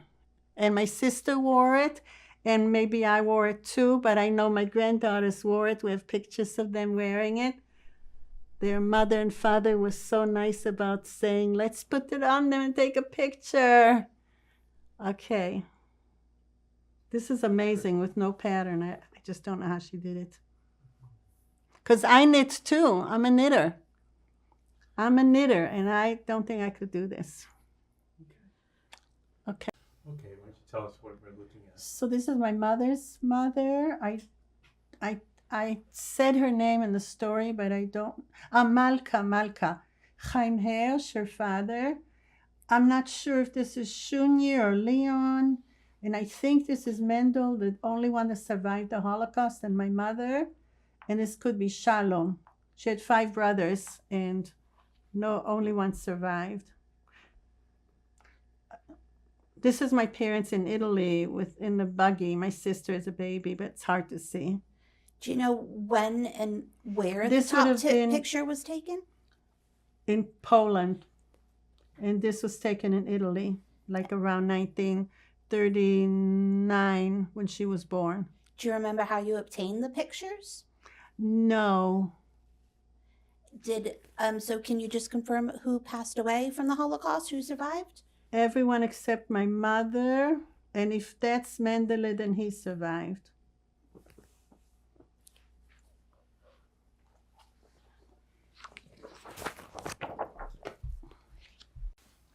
Is that showing up on the camera? Yeah. Okay. So we'll go 1, 2, 3. Okay. Go ahead. My mother and father could be in Ferramonti, Italy. My mother, and this could be her youngest brother and 2 other brothers in Poland. This must have been a girlfriend because she had 5 brothers, no sister.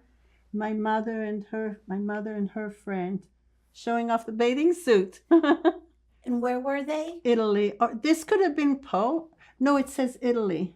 Italy. And when would it have been taken approximately? After 1939, because that's when my sister was born.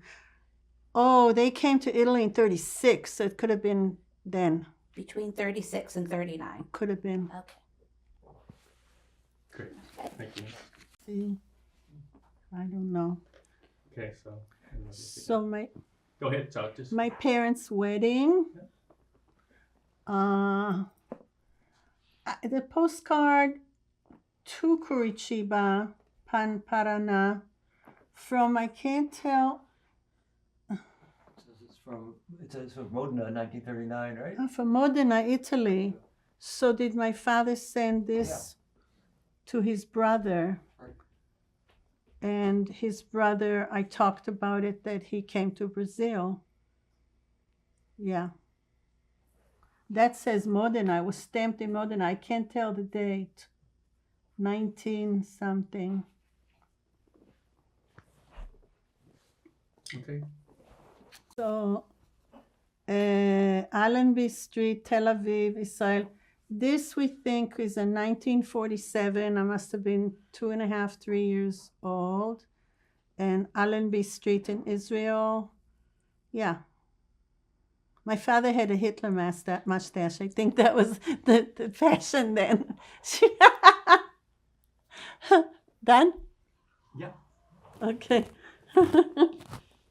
They all did that, didn't they? So this is Tel Aviv, 56, just before leaving for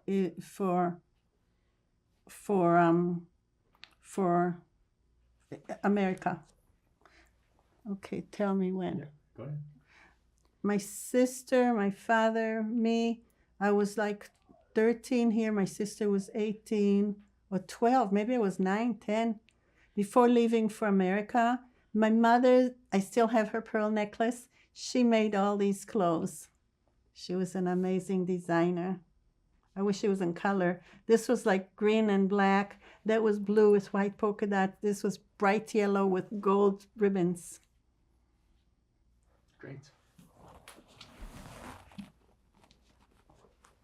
So I think this was when I first came to Flint, Michigan, 1971, it says. That's after or during, before Alex was born. Taken at Pepe's house. Uncle Don took the picture. Okay. Great. You want a picture of your son that lives on the West Coast? Yes. Do you have a particular one? Or is this is that Joey, one? you pick Yeah, it. that's our whole family. Just use that one. Yeah, Okay. because then you can introduce your whole family. We had already Okay. mentioned the grandkids and everyone. So they can see Okay. them, right? Yep. Okay. Yeah, go ahead. So my oldest, Alex Daniel, his wife, Jamie Beth, their older daughter, Maxine Ryan, and Leo Ray. He plays a lot of soccer. So I think this is a real picture. And Alex loves to wear anything Michigan because he's very proud of his University of Michigan roots. And they live in Santa Monica, California, and they couldn't be here. And when was it taken approximately? Last year, Last year. I think it's the recent one, right? 2023?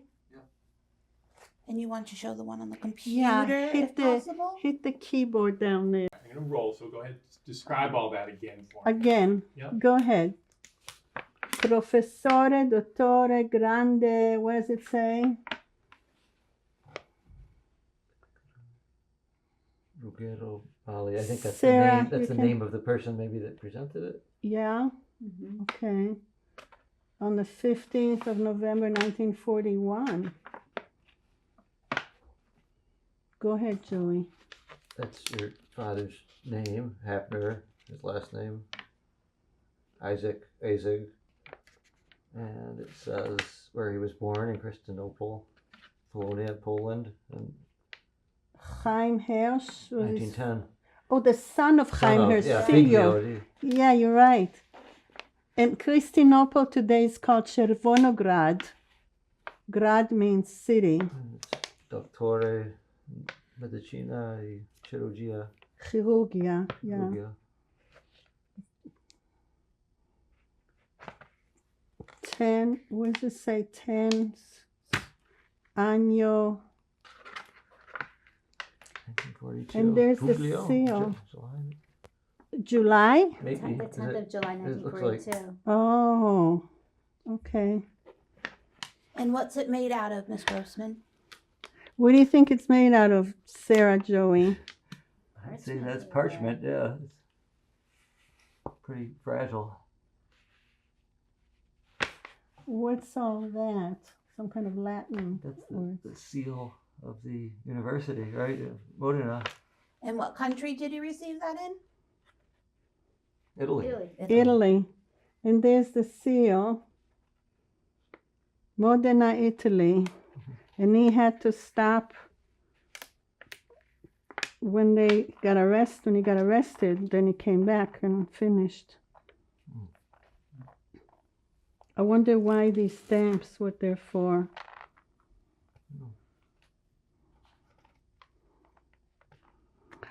Wow, this is pretty amazing. He graduated in 41. This is how many years later?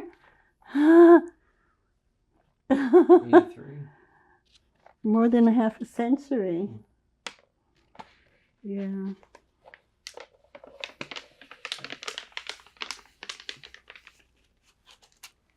Yeah, Miss Grossman, Go ahead. Describe what we're looking at. My father's gold pocket watch. It's a Schaffhausen or something. I can't really read the word, but it's a famous German company, I guess. And I'm not sure if Mendele, my uncle, my mother's only brother, survived. I think He brought it from Italy, I'm not sure, and gave it to my father in Israel or in Italy. And Alex, my oldest son, has a pocket watch collection. He's had it for the past 10 or so years with his collection, and he sent it back to me so I could have it special for this presentation. And he took good care of it. He got it refurbished. If we wind it, it works. Yeah. So it's the candles and the pictures. Okay. Yes. And that's it for the Let's audio. do, let's do the screen first. Okay. Okay, go ahead. That is a picture of me with my grandfather when I was about 3 years old, using his old school stethoscope. Where was it taken? Do you know, Joe? You know, Flint, Michigan, no? probably, unless we were visiting him, No, no, and then it would, this- then it would have been in Flint. Yeah, Oh, I think it was in our house. yeah. He visited us often and he always brought his stethoscope. It's adorable. It's adorable. And then you ended up being a doctor. Paid off. Do we want to move the candles? All right, would you tell me what's going on here? Okay, these candlesticks my mother used in Israel. I don't think they're from Italy. I think it's olive wood from Israel. And she used them for Shabbat, to light candles every Shabbat.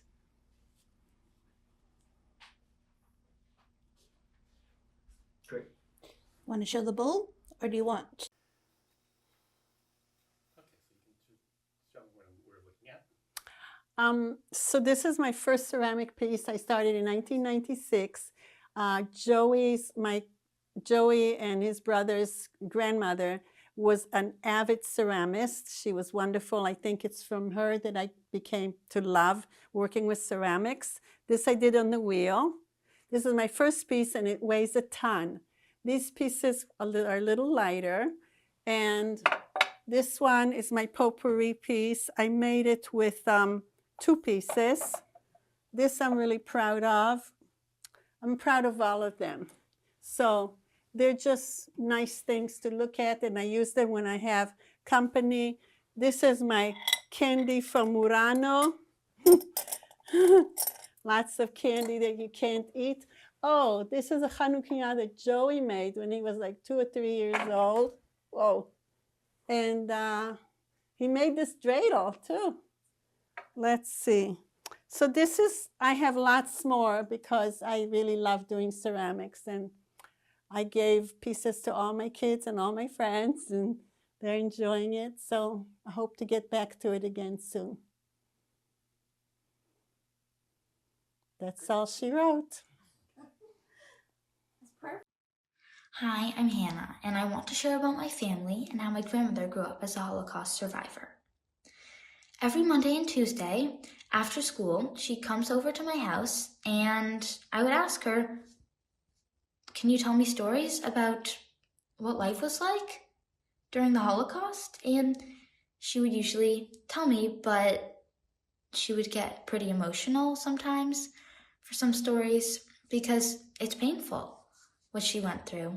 And I also see in her that she has a sense of pride because she lived through the Holocaust, and that's pretty amazing. Thank you.